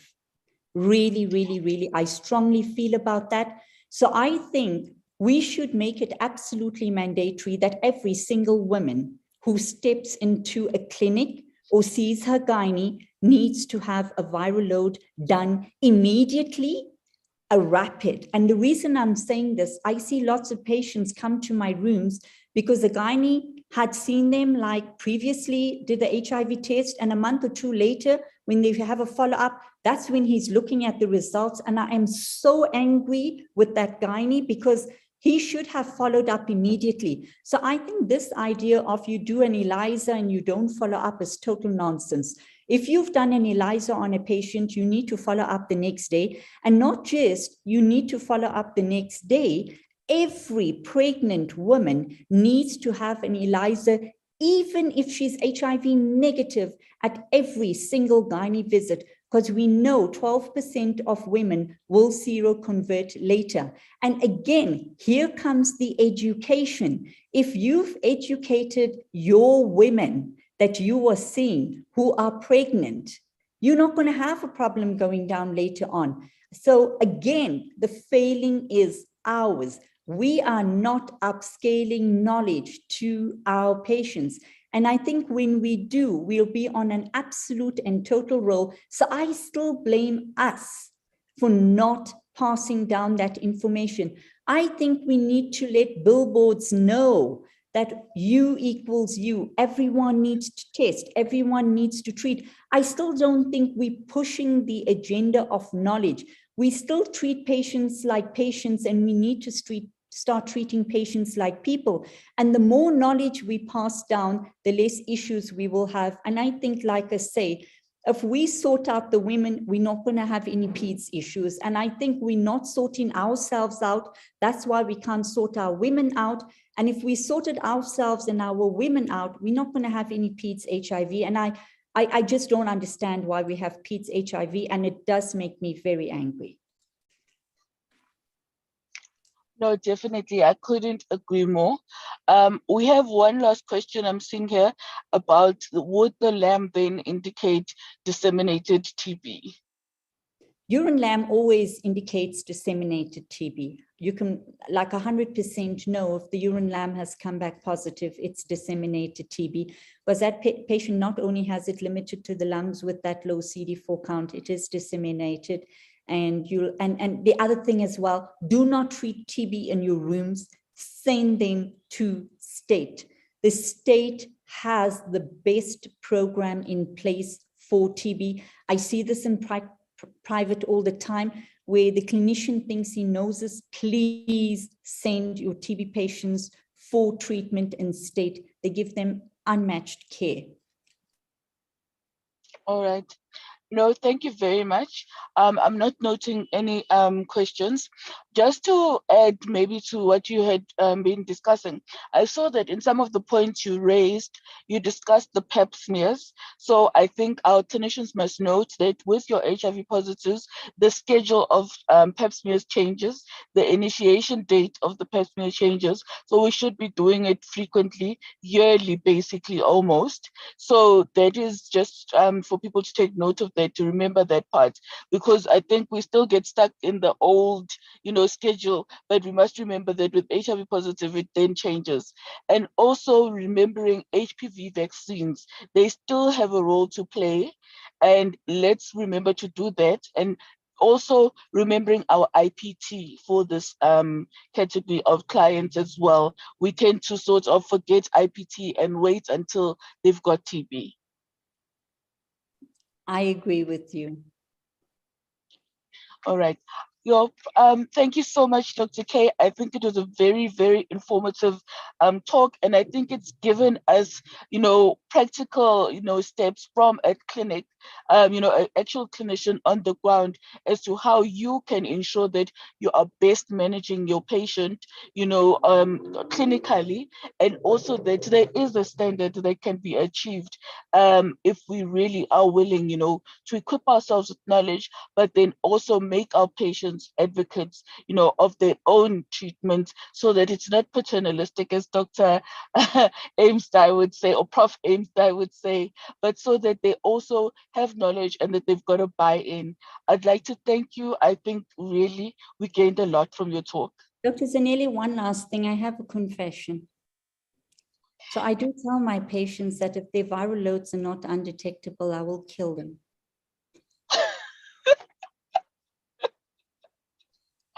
Oh, I think you can be forgiven for that one. All right, colleagues, so that was Dr. Mohammed. Thank you. I think next we now have our next speaker on our panel. It is going to be Dr. Thato. Please forgive me if I mispronounce your surname, Chidarikire. She's from the National Department of Health, and she is in public health management and is a virologist. So her experience, it includes quality assurance, data management, capacity building, and identification of trainers from different institutions, monitoring of the implementation, as well as research and clinical trials, academia, and public health and parastatals.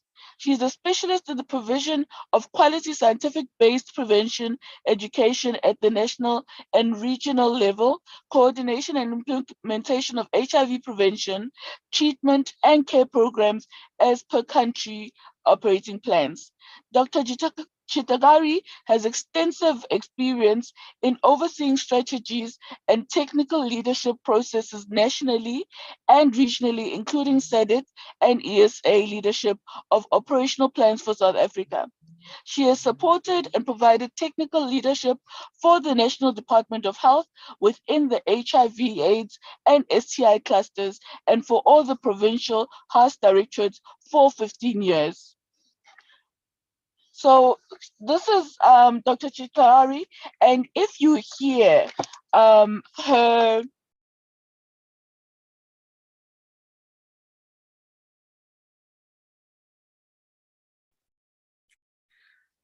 Dr. Pikicha, you are mute.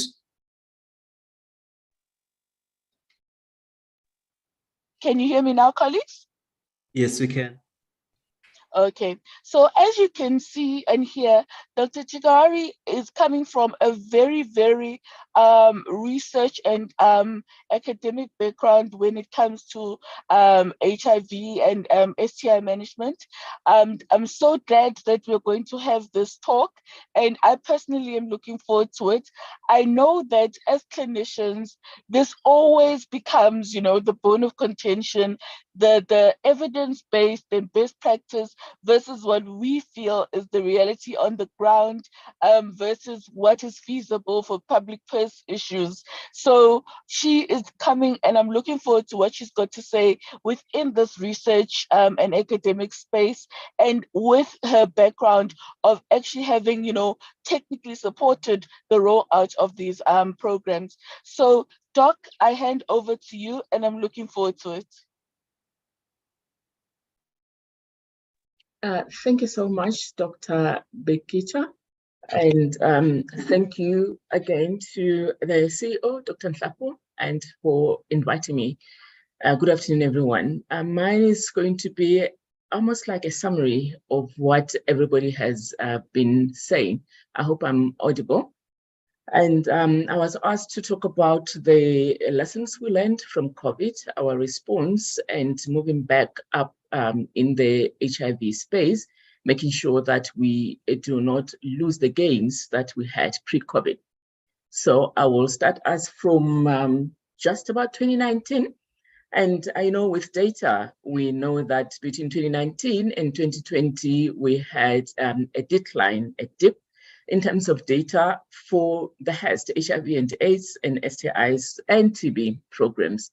And that was across, and I'm not going to reiterate too much because this has already been mentioned, especially at the beginning, where because of the, especially April, May, June 2020, where we had the hard lockdowns, that was a challenge even for clients to reach the facilities even when they wanted to.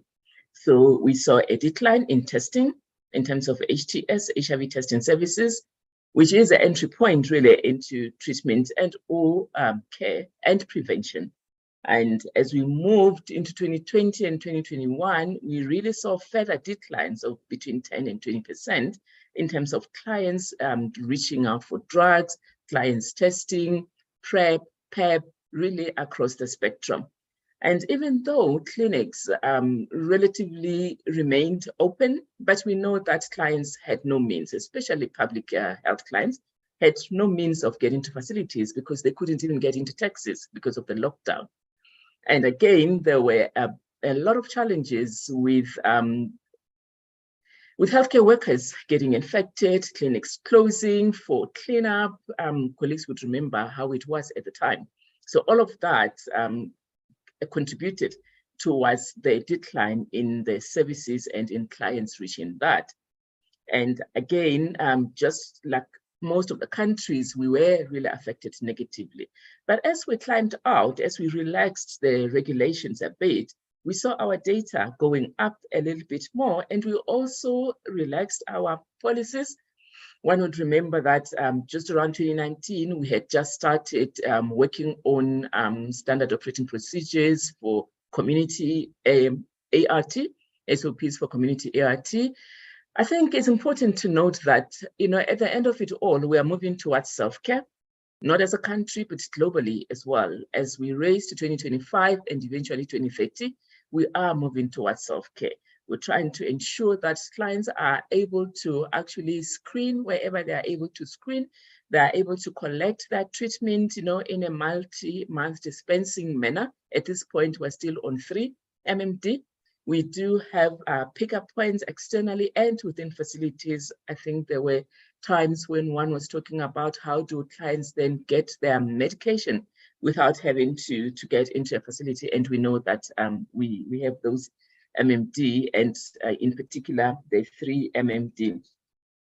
So as we moved now into 2021, 2022, we started trying to embark on self-care interventions. Testing was actually moved beyond facility and community into homes and self. We implemented, just before COVID, we were participating as a country in a multi-country study for self-testing. And one would know that we refer to self-testing as self-screening, just to make sure that our communities understand that it doesn't provide definitive diagnosis, and one still needs to go and get confirmed with the national algorithms. So our policies, yes, relaxed a little bit. We tried to manage and ensure that we get the services to the communities. And again, as we move forward, I think just to fast track also to treatment, I think our previous speakers spoke about what we have done to try and ensure that we're making it easier for treatment. You may also be aware that we are finalizing the revision of the 2019 ART guidelines. So those will be actually implemented early in 2023. And we are really just trying to make sure that we get all the inputs in and ensuring that we've got the signatures on. So basically, I think it was Dr. K who spoke about, our TLD1, TLD2, and those are really ways that we're trying to ensure that we are making it easier even for the client, make sure that they are on the right and basically best treatment. And we're also, you would also be aware, I'm hoping that DTG for children has also been approved. So we're also trying to ensure that our babies are also able to take the treatment. And we are also trying to ensure that as we move with self-testing, you would know that WHO has just approved the use of self-testing to initiate PrEP. And we're still trying to work on that. But South Africa, we are really just rolling out oral PrEP at the moment. We know that the dapivirine ring was approved by SAPRA in March, but we are still trying to get the commodity in, the procurement processes.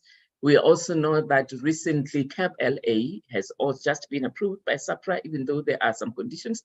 But the bottom line is we're moving forward. And sitting at policy-making level, I think it is great to share this with the clinicians to say that this is what we're doing.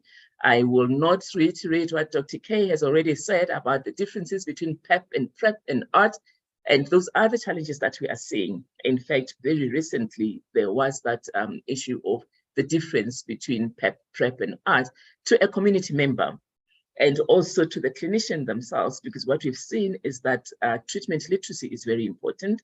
And we talk about U equals U as well. And again, there we need to make sure that we strengthen treatment literacy so that communities understand what we mean by that. It may be difficult for one to understand if they're not going to Dr. K's clinic, that 6 months I'm virally suppressed. This is what is happening. If I'm virally suppressed, I will get killed if I don't stay virally suppressed. So I think what we want to say is to our clients, we need to make sure that our clinicians also embark and talk the same language as the state, because I'm sitting here talking really from a state point of view. And apart from this, we really just on the World AIDS Day, I think we were also trying to make those short announcements in terms of what we're doing. We're also trying to use differentiated service models, again, to make sure that we move towards self-care interventions, moving interventions to the people, and ensuring that we try as much as possible to ensure that clients do not go to a clinic if they do not need to. Dr. Bekicha, I think I'm going to pause it here. Really, just about everything has been said. I was just really putting it in synopsis kind of manner as a policymaker to say that we are listening, we are looking at research.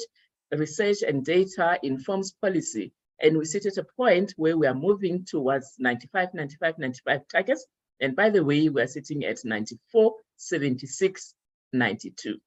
But we also know that the last 95 is dependent on the viral loads done, which is very important that those get done so that we are able to get our clients moved to the third 95. Thank you very much. Let me just pause it here. I don't know if there are any questions. Over to you, Dr. Bekicha.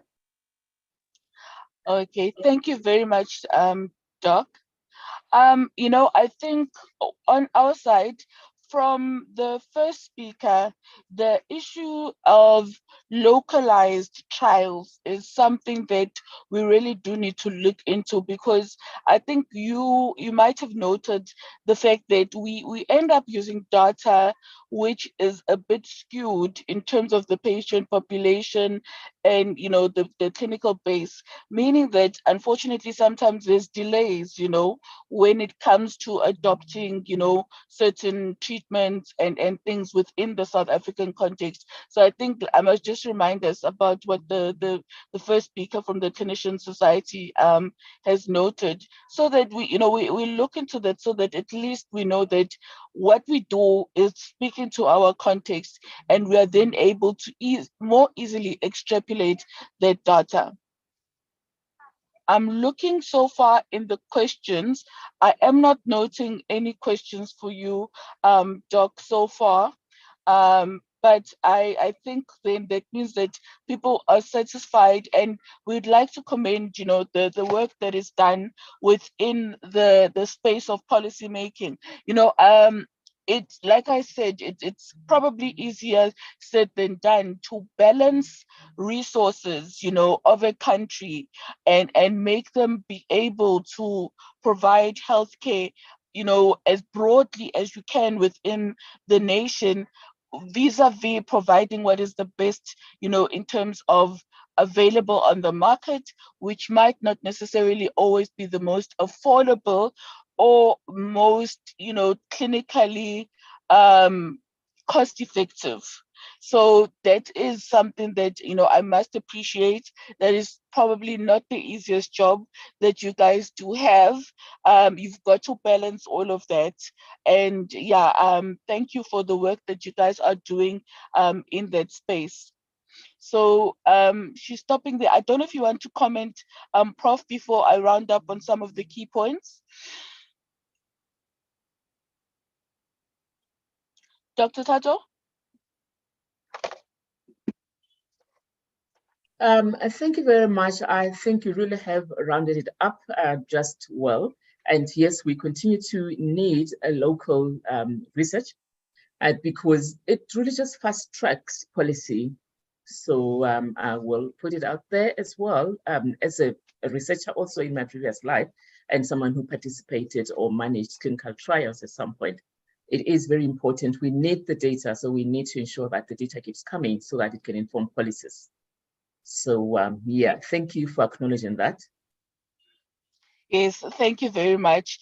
And I'm sure that, South Africa, we may not be blazing the trails in terms of, studies, but when it comes to retrospective analysis, I think there's going to be a lot of lessons to be learned from SA. We've got a wealth of knowledge, we've got the highest burden, and I think if we honestly use the data that's available to us, there's a lot of lessons to be learned and things to be taken from South Africa, if we can just find a way to package it and find the right people to be able to get analysis from that.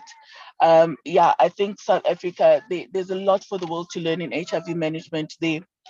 Colleagues, we've had some of these amazing speakers and they've covered from different perspectives. I'm going to put our speakers on the spot. There was a question that was posed to me by somebody when I was discussing this upcoming webinar, and you must understand, coming from a SAMA perspective, we would not have done justice if we did not maybe ask our panel on their take around the latest, in terms of the debate around PMAT. Yeah, I'm going to put our panel on the spot.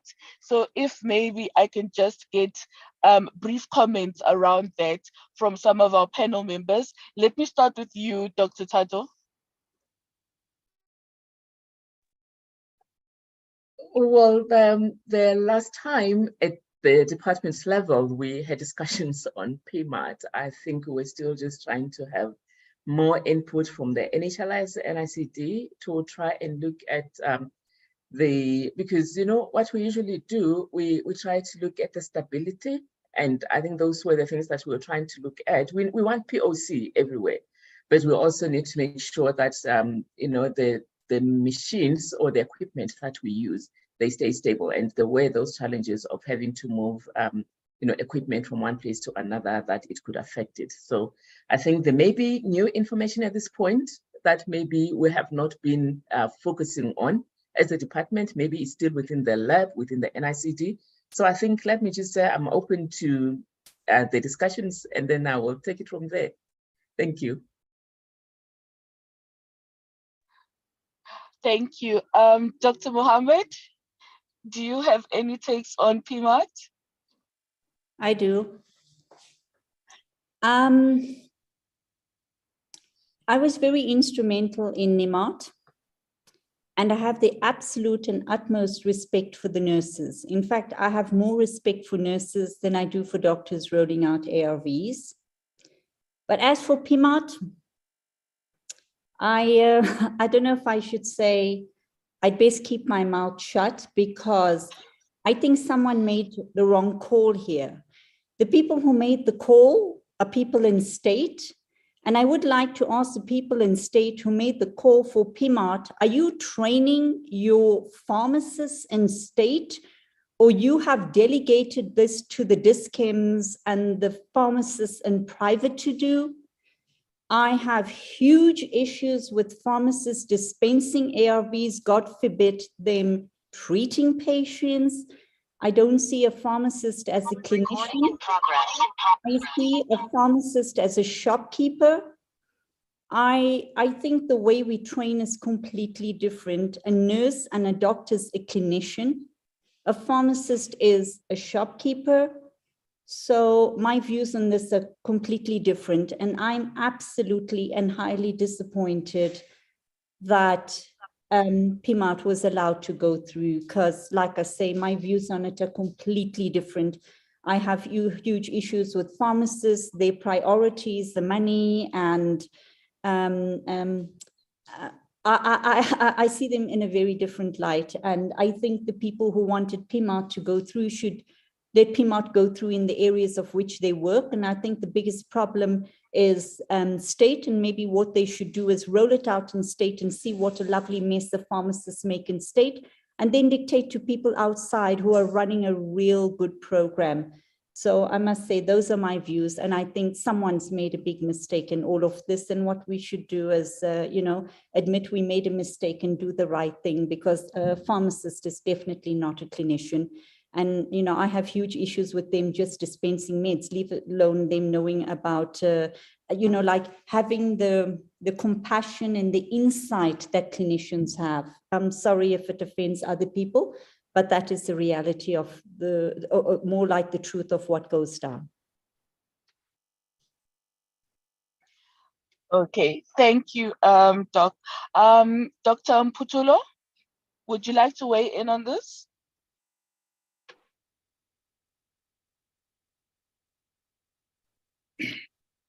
Thank you, Chair. Yes, the issue of PMAT is quite an emotive issue.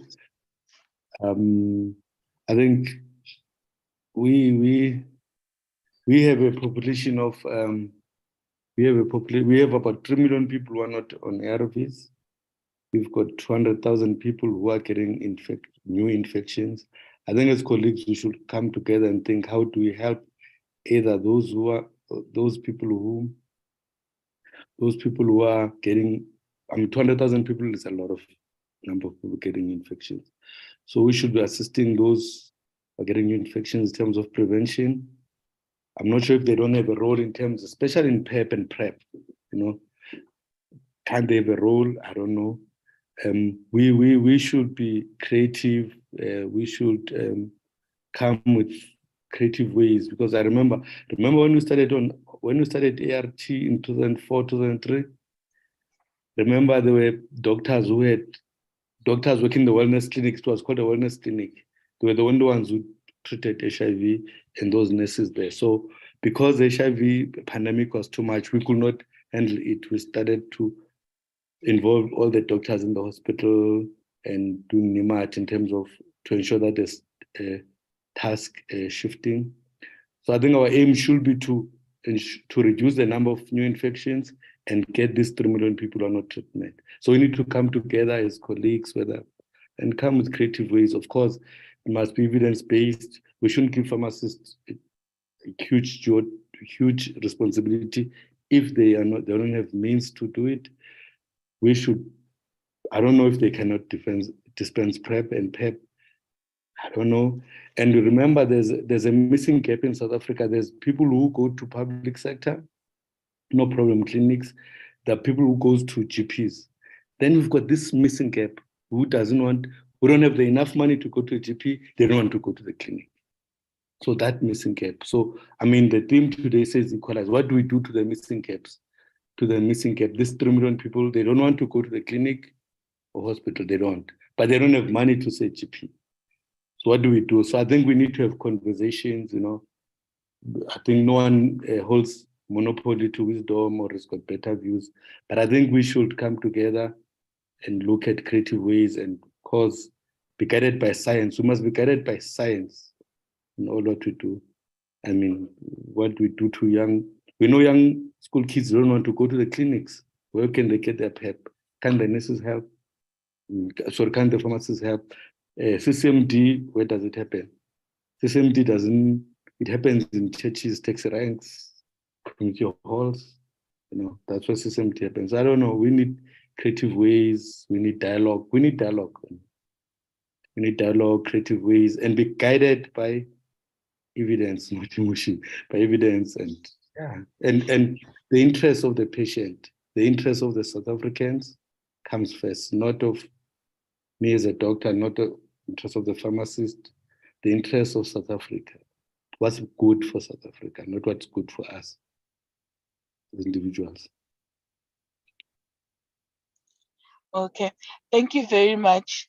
Colleagues, that was the last of our speakers. We are exactly at the time we're scheduled to finish. I think I'll just take a few minutes to round up some of the key messages from today. One being the U equals U. So undetectable, untraceable equals undetectable. And we need to get that key message to our patients so that they've got a goal to reach for, and so that they understand the importance of adherence in achieving that undetectable status. The next, in terms of our key messages, is that use each and every opportunity to test. Make sure that you are testing and that you know the status of your patient at each and every opportunity. That is key to being able to pick up patients early and being able to intervene at early times. The next was that get patients on treatment ASAP. There are very few conditions where we should be delaying or deferring treatment, but let us get our patients onto treatment as soon as possible. We now know that we can start patients on TLD immediately if there is no contraindications. We then also have that you must remember that you screen your patients for all opportunistic infections and ailments, and make sure that you are touching base with all of that. Let us not forget about other things, your TBs and things like that. Let us use each opportunity to make sure that we are screening and asking our patients about these other conditions. The next thing is that PrEP is there, it is available, and it is safe to use. So let us be advocates. Let us go out there and make sure that we are making it easily accessible to our qualifying clients so that we can help them in terms of assisting this burden of fighting in HIV. Next, I think a key message is that we now are getting to the point where we are realizing that in terms of PEP, post-exposure prophylaxis, 3-agent PEP is better. So colleagues, let's just remember that part in terms of PEP so that we don't find ourselves with seroconversions. So let's update ourselves on that. I think that is some of the more important messages that we can take from today so that we are as impactful as we can be in this fight against HIV. And also to remember that as clinicians, it comes from us in changing our mindset, in changing our approach, and in changing how we deal with our clients, that we then are going to create a health service that is accessible to all, irregardless of sexual, inclination, irregardless of gender, irregardless of social circumstance. It is going to be us to create those safe spaces where they are able to seek health services. I think if you looked at or listened to Dr. Mphothulo's initial example about the client who disclosed to him, there's a reason he did not feel comfortable to disclose to the nurse or the other clinician. So we need to create the space that makes our clinics, friendly and accessible. So I think those are some of the key messages to take. And I think definitely as summer, what we will be doing, because throughout the month, we've adopted it as HIV month. Please do look out in your mails. We are going to be sending you the latest treatment guidelines so that you've got access to them. But we will also be organizing a webinar to just discuss treatment issues. So we do know that clinicians have issues about how to treat virological failure.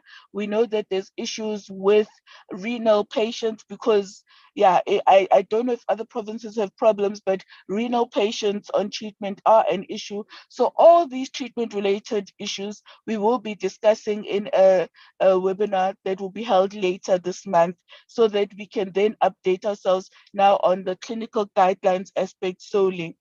I think I'll stop there. It has been an amazing, webinar to host.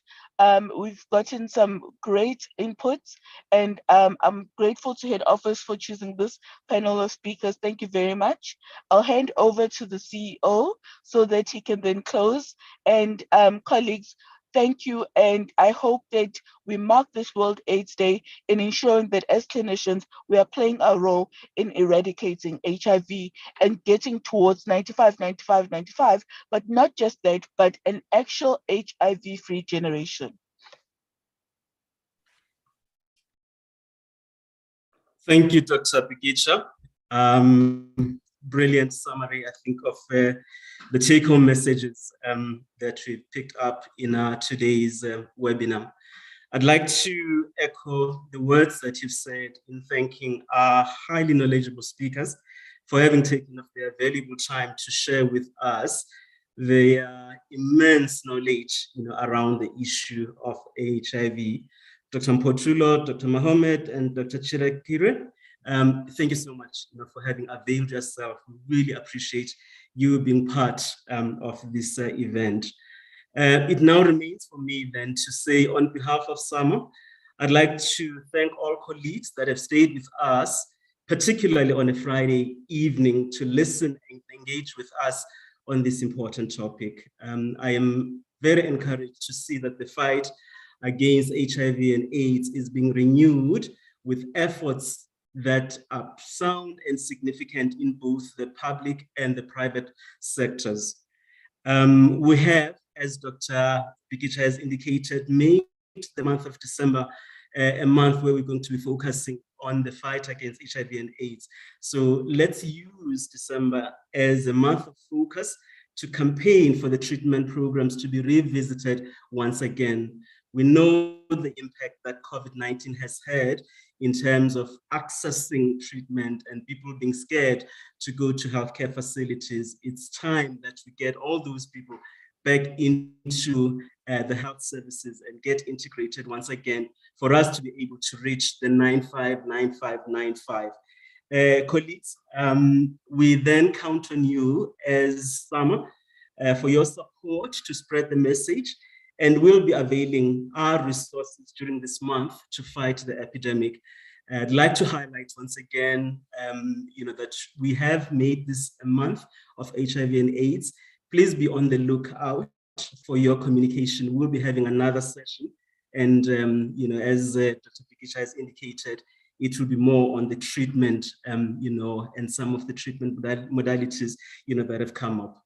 With that, I'd like to thank everybody that has been with us throughout the session today. Once again, to the speakers, to the colleagues that are assisting us at head office for having put such a beautiful program. And we look forward to connecting with you once again and inviting you to further engagements. As a last point, maybe, Dr. Mohammed, I liked the answer that you gave with regard to PMAT, very much aligned, and glad that you were as emphatic as you expressed it. But we should be, I think, as Dr. Mphothulo is saying, we need to be interacting and finding out the best available solutions for our patients. So definitely there is a need to be engaging even more. Dr. Thato probably would have noted on the issue of PMAT. I think at the end of the day, our interest, all of us, is the patient, and I'm sure we should be able to find a way of dealing with this matter as such. Colleagues, let me thank everybody for having been part of this engagement and wish everybody a good evening further and a wonderful weekend going forward. Thank you. Thank you all. Good evening. Thank you. Goodbye.